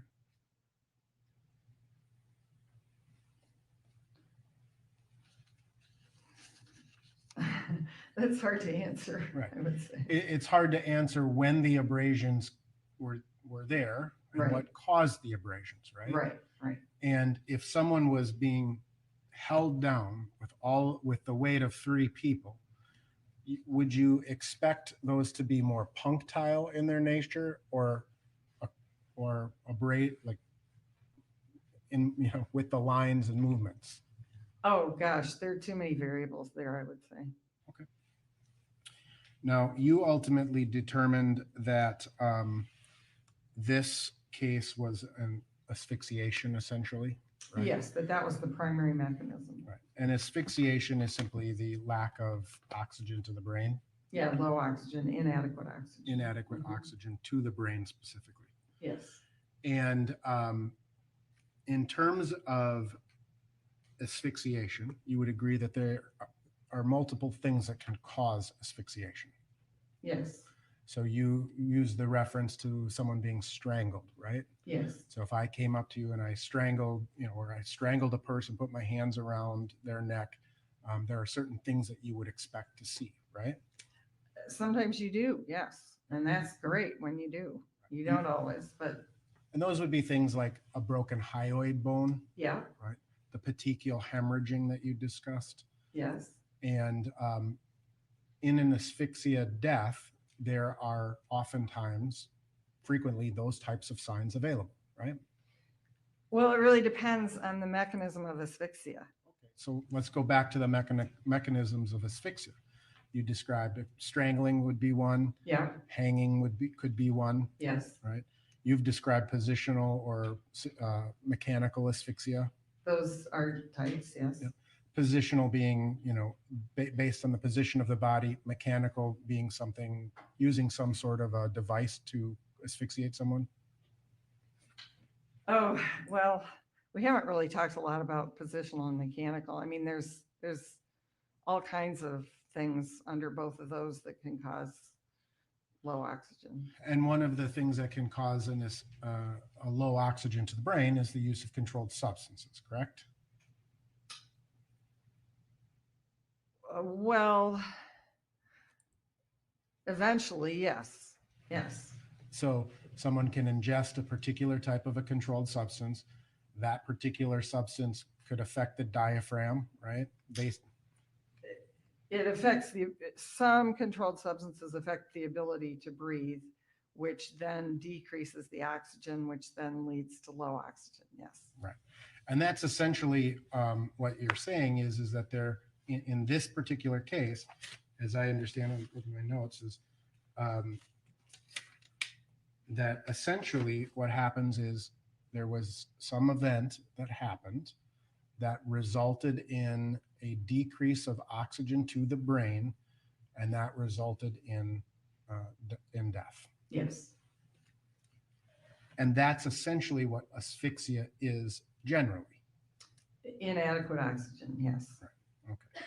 And you were asked a series of questions about some studies in terms of, I think they're called they're out of San Diego. Or Yes, Dr. Chan. And Dr. his group. Chan's, Mhm. right. Yep. Are you familiar with the Journal of Forensic and Legal Medicine? Yes.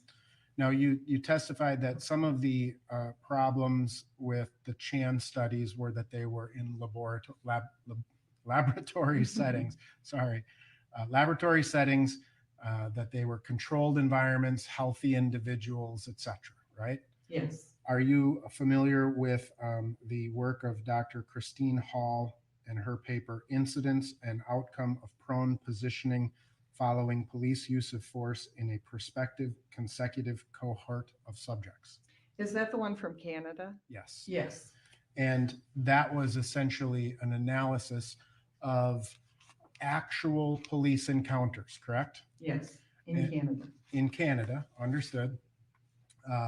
but they actually, that study, they go through and they look at the number of police citizen interactions, correct? Yes, And then from those police citizen interactions, they further go in to look at how many involved being placed in the prone position or a non-prone position, correct? yes, They consider various actual real life variables, agreed? yeah, And including drugs, whether drugs were on board, whether the length of time to a certain extent that someone was in the prone position, agreed? yes, And ultimately they analyzed about 3,000 prone positional placements yes, out of a total of like 1.1 million police interactions. yes, So 1.1 million police interactions resulting in about 3,000 prone position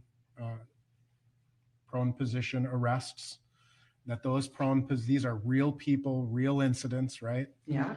And in those 3,000 or so interactions, there were no deaths that occurred. Isn't that amazing? When you consider that virtually every forensic pathologist in the United States has probably had an officer-involved death like this. How did they, it utterly baffles me, which is why I kept saying Canada, because I think, I don't know what's different, but I'm going to object that- at this time as sorry. non-responsive. And the answer was good. So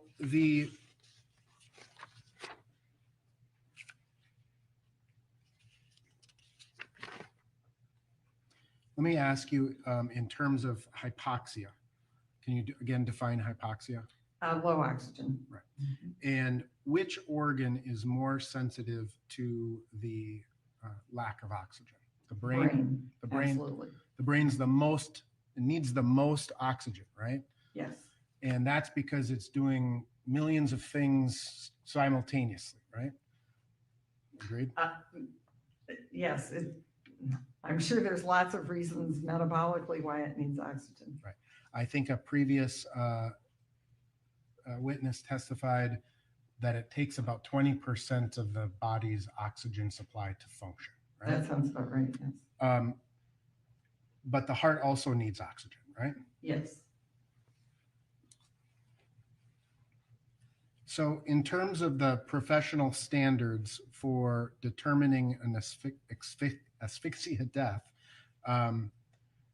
is it true that you have to first exclude all natural and non-natural cases or causes of death?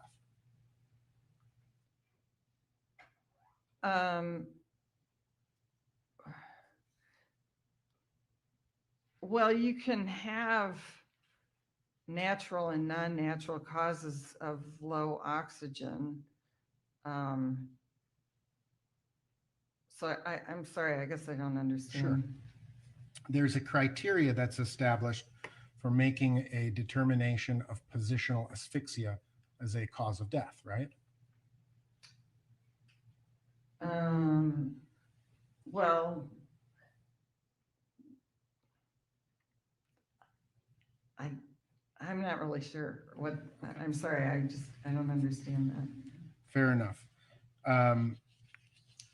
Is the prone position in and of itself inherently dangerous?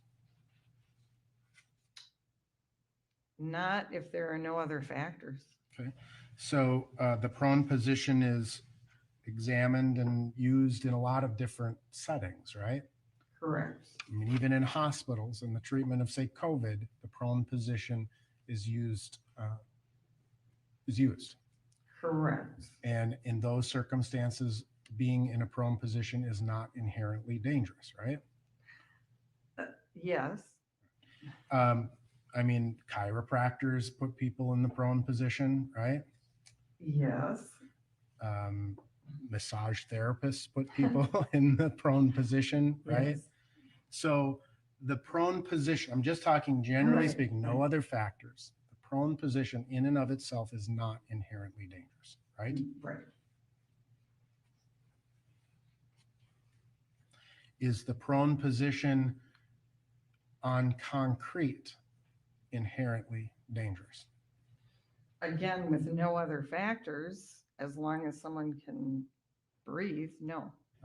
I could be laying by the pool in Florida, right? Right, On my stomach in the prone position, not inherently dangerous. right.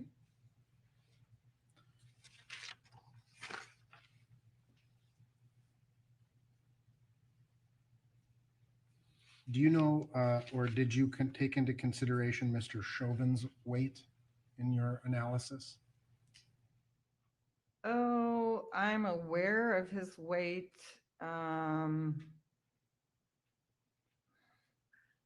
I would say I took it into some consideration, but it wasn't a major factor one way or the other. Okay.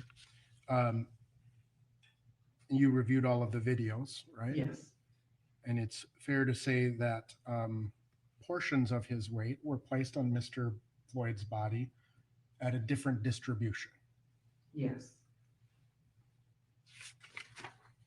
And ultimately, in terms of the autopsy that Dr. Baker conducted, in terms of the area in the shoulders, the back, and the neck, no bruising was found, right? right.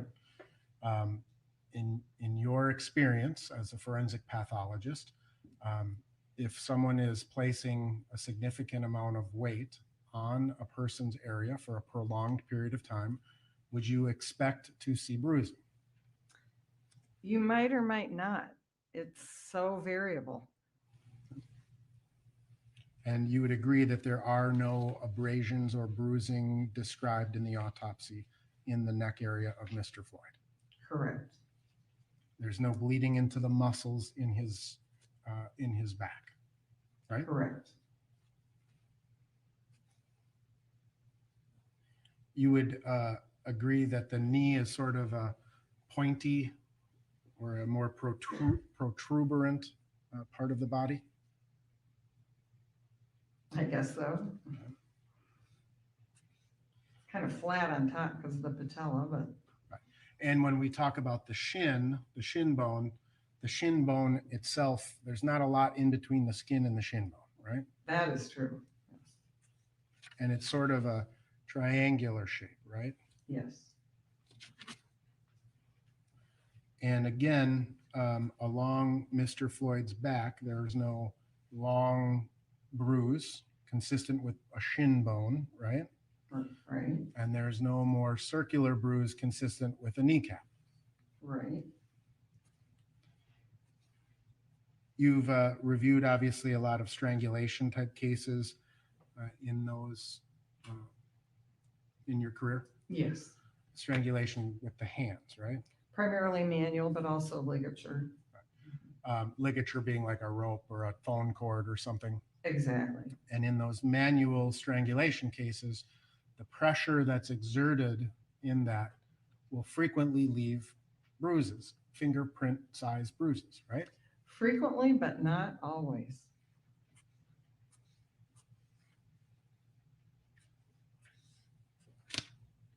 And ultimately, what increases the likelihood of seeing a bruise is the amount of force that's applied, right? You know, I don't know what all the factors are, whether it's fragility of the vessels, whether it's the length of time, whether it's the force, whether it's the location. I think there are lots of variables. So yes, And everyone bruises differently. so yesterday depends on what medications they may take, right? So yesterday there was an analysis or an analogy to sitting on a church bench and you don't bruise your behind. And that can feel long.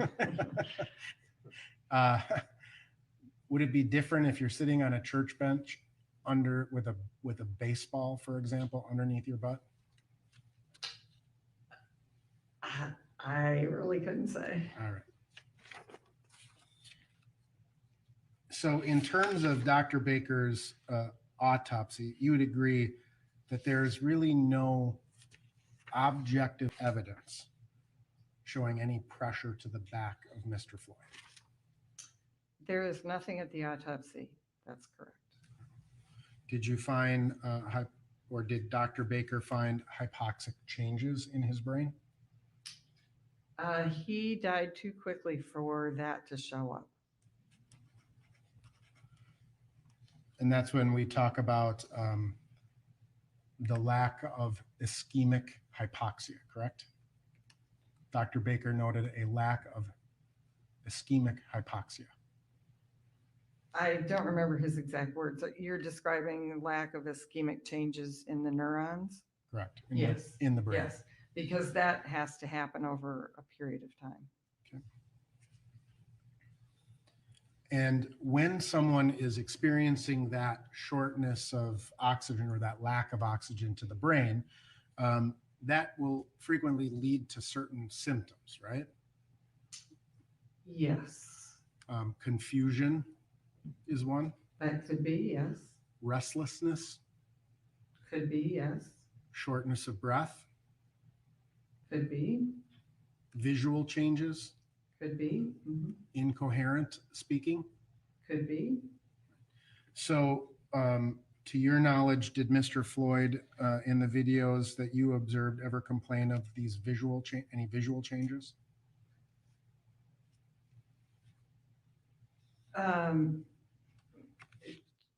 No. Did he appear to be confused to you? So what time, I guess, what time period are we talking about? Sorry. Sure, that helps. Maybe if we narrow down that. The 9 minutes, during the 9 minutes that Mr. Floyd was restrained, did he appear confused to you? Oh, gosh.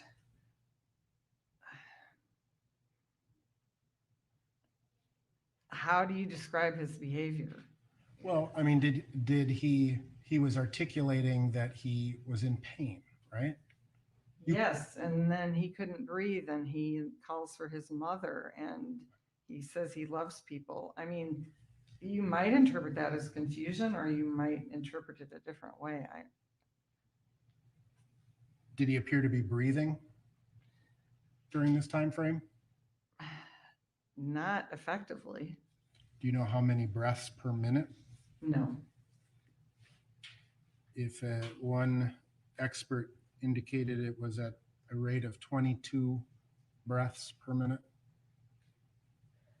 would you disagree? I would have no way of assessing that. When someone is hypoxic, they start breathing faster, right? That can be a mechanism of trying to balance. At least for the first 5 minutes or so, Mr. Floyd was talking, right? Well, again, In talking, yes or no? He was talking. he was, yes, there were words, yes. So he had an open airway. Yes. You'd agree that, or would you agree that at some point he went limp, Yes. right? And would you describe what you saw as the progression of hypoxia in that instance at the point he goes limp? That is certainly a good explanation for it, yes. Was not a sudden hypoxic event, right? That is my interpretation, yes. You would agree that if he was progressively growing hypoxic, you would expect whole body hypoxia?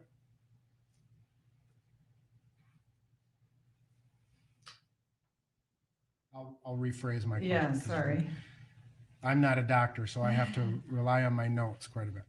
So if he was progressively suffering from whole body hypoxia, the brain would be the first thing that would show signs of hypoxia. Oh, I see. Yes. Yes. The brain is the most sensitive.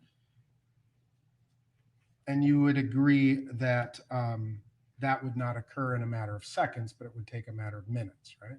Correct. And asphyxia due to position or compression, that prevents air from getting into the lungs, right? Yes. And that leads to what we would call a global hypoxia. We haven't really used that word global. Whole body.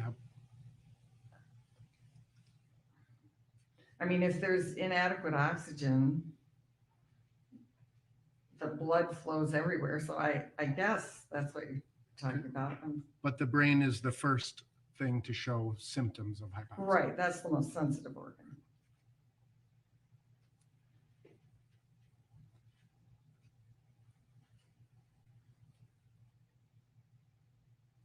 And in this particular case, where you have a 90% stenosis of the right coronary artery, that's going to be limiting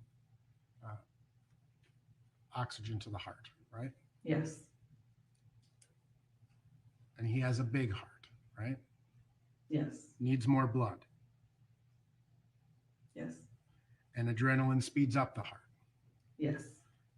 Methamphetamine speeds up the heart. It can, yes. So methamphetamine and adrenaline cause the heart to work harder Yes. and that can happen. and increases the heart's oxygen needs. Yes. And at what point does the stenosis in the left and right coronary arteries become critical and cause the heart to stop? Generally. Oh.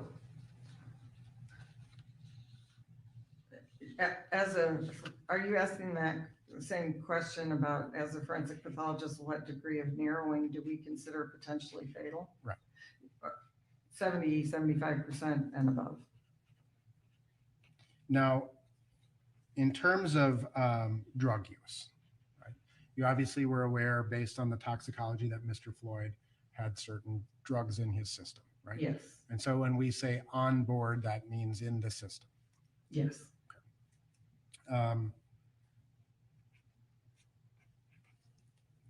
Would you describe the use as you know, based on the information that you have, as sort of a binge use of drugs? Oh, I guess I couldn't answer that. Are you familiar with drug use taken or used rectally? I've heard of that, yes. And that increases or speeds up the distribution of controlled substances in a person? It speeds up absorption, yes. So the effects would be felt much faster. Yes, they could. Mhm. In a case where you have a person who is experiencing cardiac arrest, right? And they're put in an ambulance and taken to the hospital for resuscitation. There's IVs that are placed in a person, right? Yes, And those IVs contain saline, yes, and saline can ultimately dilute or decrease to some degree the amount of controlled substances that would be met as they would be measured. that's a theoretical possibility. You'd agree that fentanyl is a respiratory depressant, right? Yes, It slows breathing and lowers oxygen in the blood. yes. Does the fact that there's norfentanyl in his blood mean that he took it some time ago? Yes, but by some time, that's a very vague, So long enough in the past to start metabolizing. exactly. But does it exclude him taking fentanyl more acutely or more recently in time? No, there's no way really of knowing the timing. Fentanyl depressing the respiratory system can also act with the coronary artery vessel, or can interact with coronary vessel disease, correct?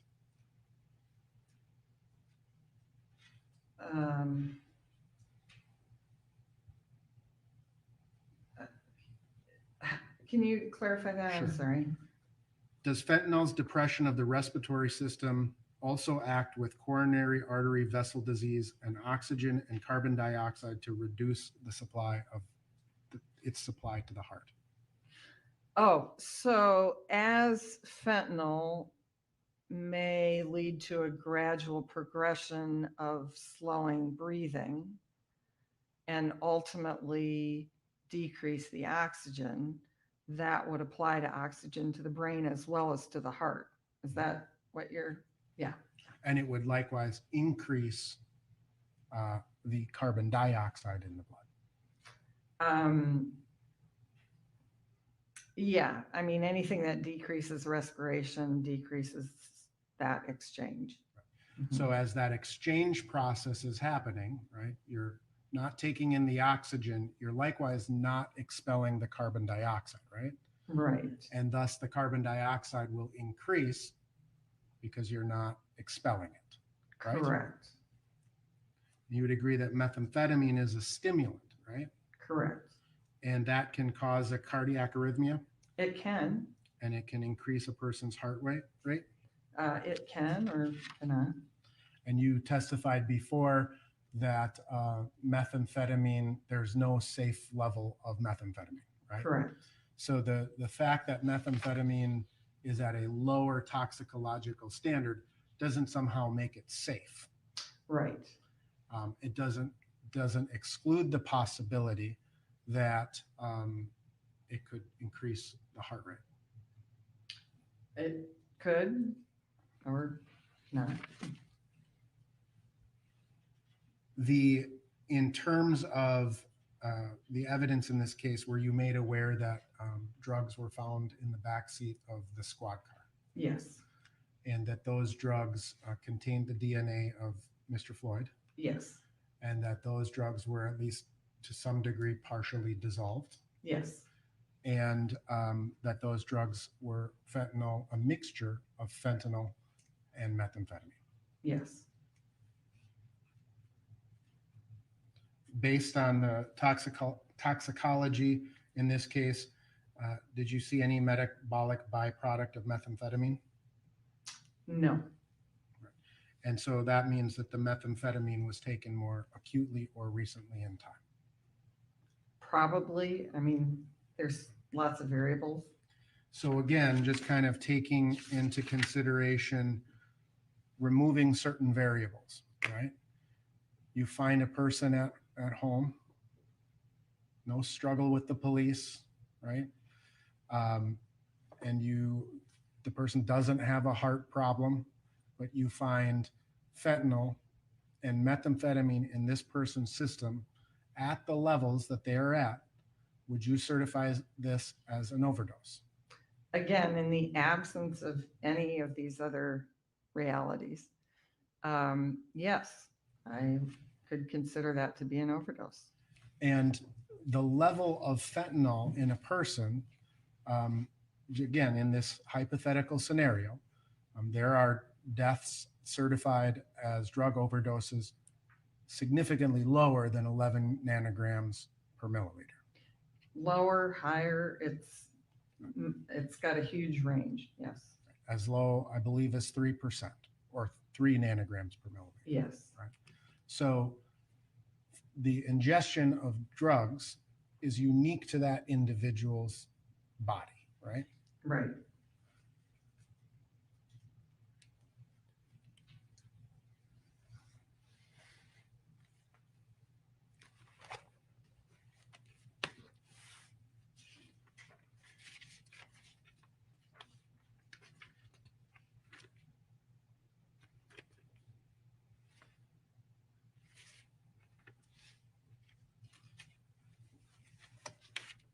Your Honor, I have no further questions. Ms. Blackwell.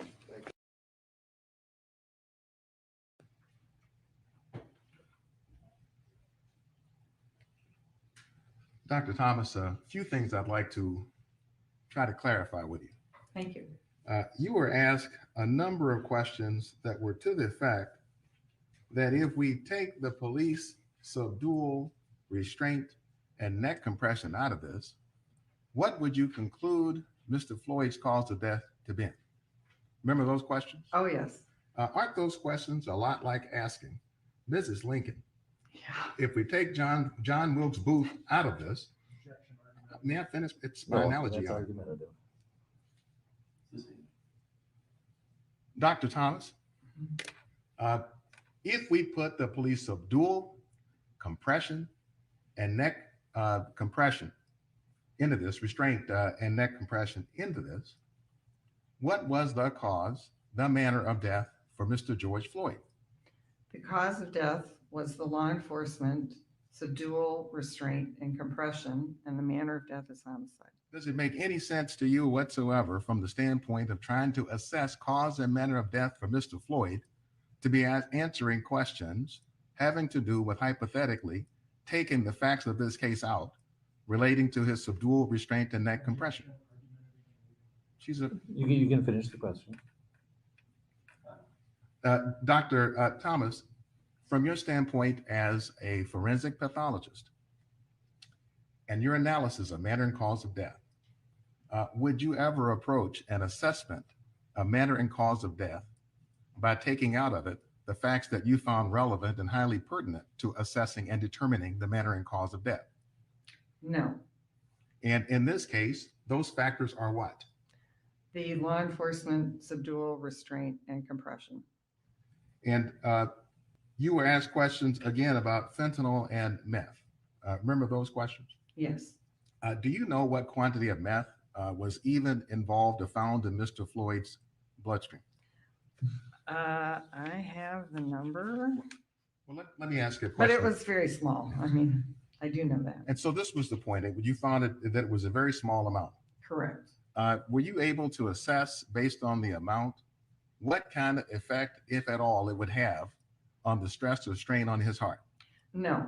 There's too much individual variability to correlate one number with one person's reaction. Well, let's see with respect to fentanyl, if there's a punchline we can get to with respect to fentanyl. Fentanyl has been discussed with you, Dr. Thomas, as a respiratory, either depressant or suppressant. Yes. In order for us to go from fentanyl to death, in the middle, there are certain symptoms and responses and reactions a person would have who's suffering from fentanyl overdose or intoxication. Yes. If the person doesn't have those symptoms, those indicators, then would you feel that it's possible even to conclude that they are suffering from fentanyl intoxication or overdose? No, if there's no signs of fentanyl overdose, then it makes no sense to conclude that there was an overdose from fentanyl. And to be clear for the ladies and gentlemen of the jury, what are those symptoms of fentanyl overdose or intoxication? So fentanyl is an opioid. It's like morphine or heroin, and it causes slowing. Well, first of all, it's a potent pain medication and given mostly for that, but it also can cause slowing of the respiratory rate in a very gradual, peaceful, non-struggle kind of way. What is described as people just fall asleep and may just kind of slump gradually over because they very peacefully stop breathing, or it slows and then eventually stops. And they fall into a sleep out of which they can't even be aroused. Correct. Would that be also known as a coma? Yes, ultimately it's a coma. When George Floyd was on the ground for the 9 minutes and 29 seconds, was he asleep to the point of not being able to be aroused? Not for the first half of it, no. And then afterwards, he was completely unresponsive, but that's a different. For the second half, he was unresponsive with no pulse. Exactly. Was George Floyd during the 9 minutes and 29 seconds ever in a coma that you saw? No. So when we talk about fentanyl overdose, did you ever see, as applied to George Floyd during the 9 minutes and 29 seconds? Okay. Did you ever see, as relates to fentanyl overdose, during the 9 minutes and 29 seconds that he was on the ground and during the subdual and restraint by Mr. Chauvin, that he ever exhibited any of the symptoms of fentanyl intoxication? No. You asked, again, quite a few questions about the heart. And remember that discussion. Yes, I think it was to the effect the heart was slightly enlarged, high blood pressure, narrowing of the coronary arteries, um, dead heart muscle cells. Do you recall all of that being discussed? yes, In order for us to go from there being issues with damage to the heart to a death from damage to the heart, in the middle, do we have to have certain cardiac events that then lead to death? yes. Would you tell the ladies and gentlemen of the jury, if we're going to talk about heart conditions, what are those conditions in the middle that actually lead to death? Well, what ultimately leads to death is an arrhythmia, an abnormal beating of the heart. And as I described, it's generally it's often called a sudden cardiac arrest because it's sudden and someone just drops over. Now, to be clear, when we're talking about these various heart conditions and a sudden cardiac arrest, fatal arrhythmia, did you see any indication of all this discussion about heart conditions that Mr. Floyd ever suffered from a sudden fatal cardiac arrhythmia as the primary cause of death? No, Was there any evidence that Mr. Floyd suffered from a heart attack? no, If you bring to mind what was found during the autopsy, was there any injury found to Mr. Floyd's heart whatsoever? no, So if we talk about, for example, dead heart muscle cells, any dead heart muscle cells seen on autopsy? not that Dr. Baker described and not that I saw, no. In fact, his heart was so ordinary in terms of non-injury that it wasn't even photographed intact, was it? Not intact, no. Dr. Baker took one photo that showed no scars and no acute injury.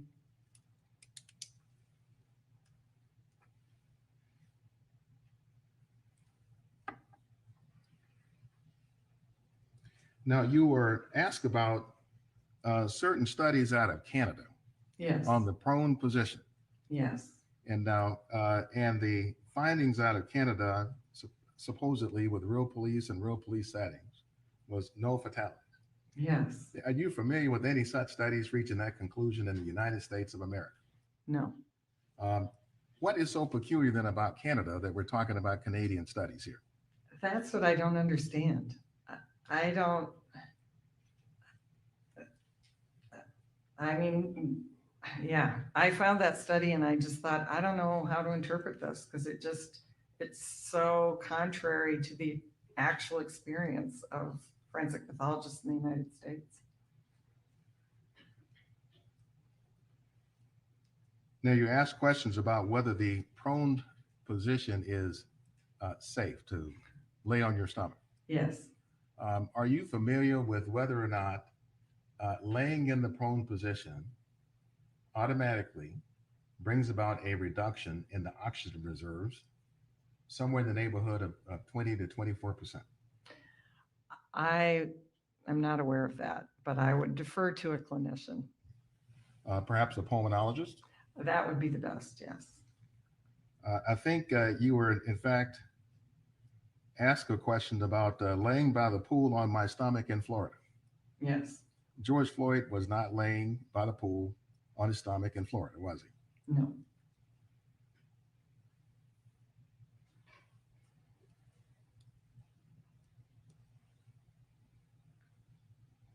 I know the answer to this, but I'll ask you. You asked a question about sitting on a church bench with a baseball under your butt. You've never done that. No. Um,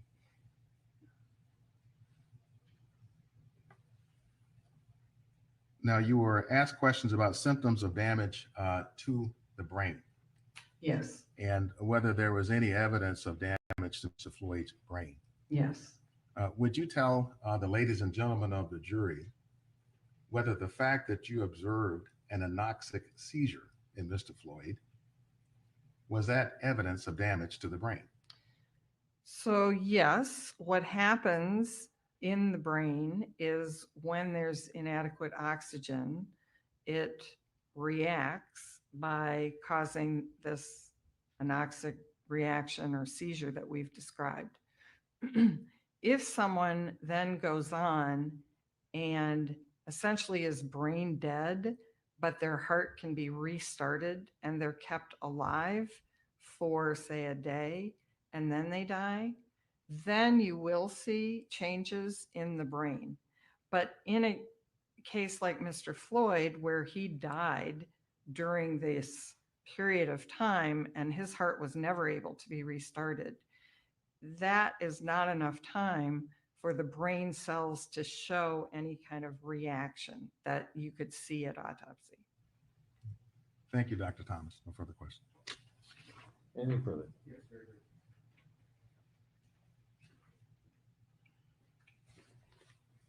Dr. Thomas, after the heart stops, if a heart stops, is it possible that the body will continue to breathe or respire?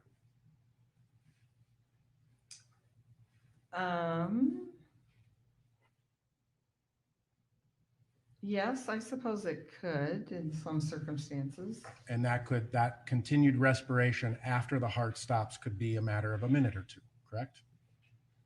I suppose that could happen. And you would agree that methamphetamine also further constricts the arteries, right? It can do that. And so that constriction, there's been a lot of discussion about the level of methamphetamine in the system, this low level as it's been described, right? You said there's no safe level, agreed?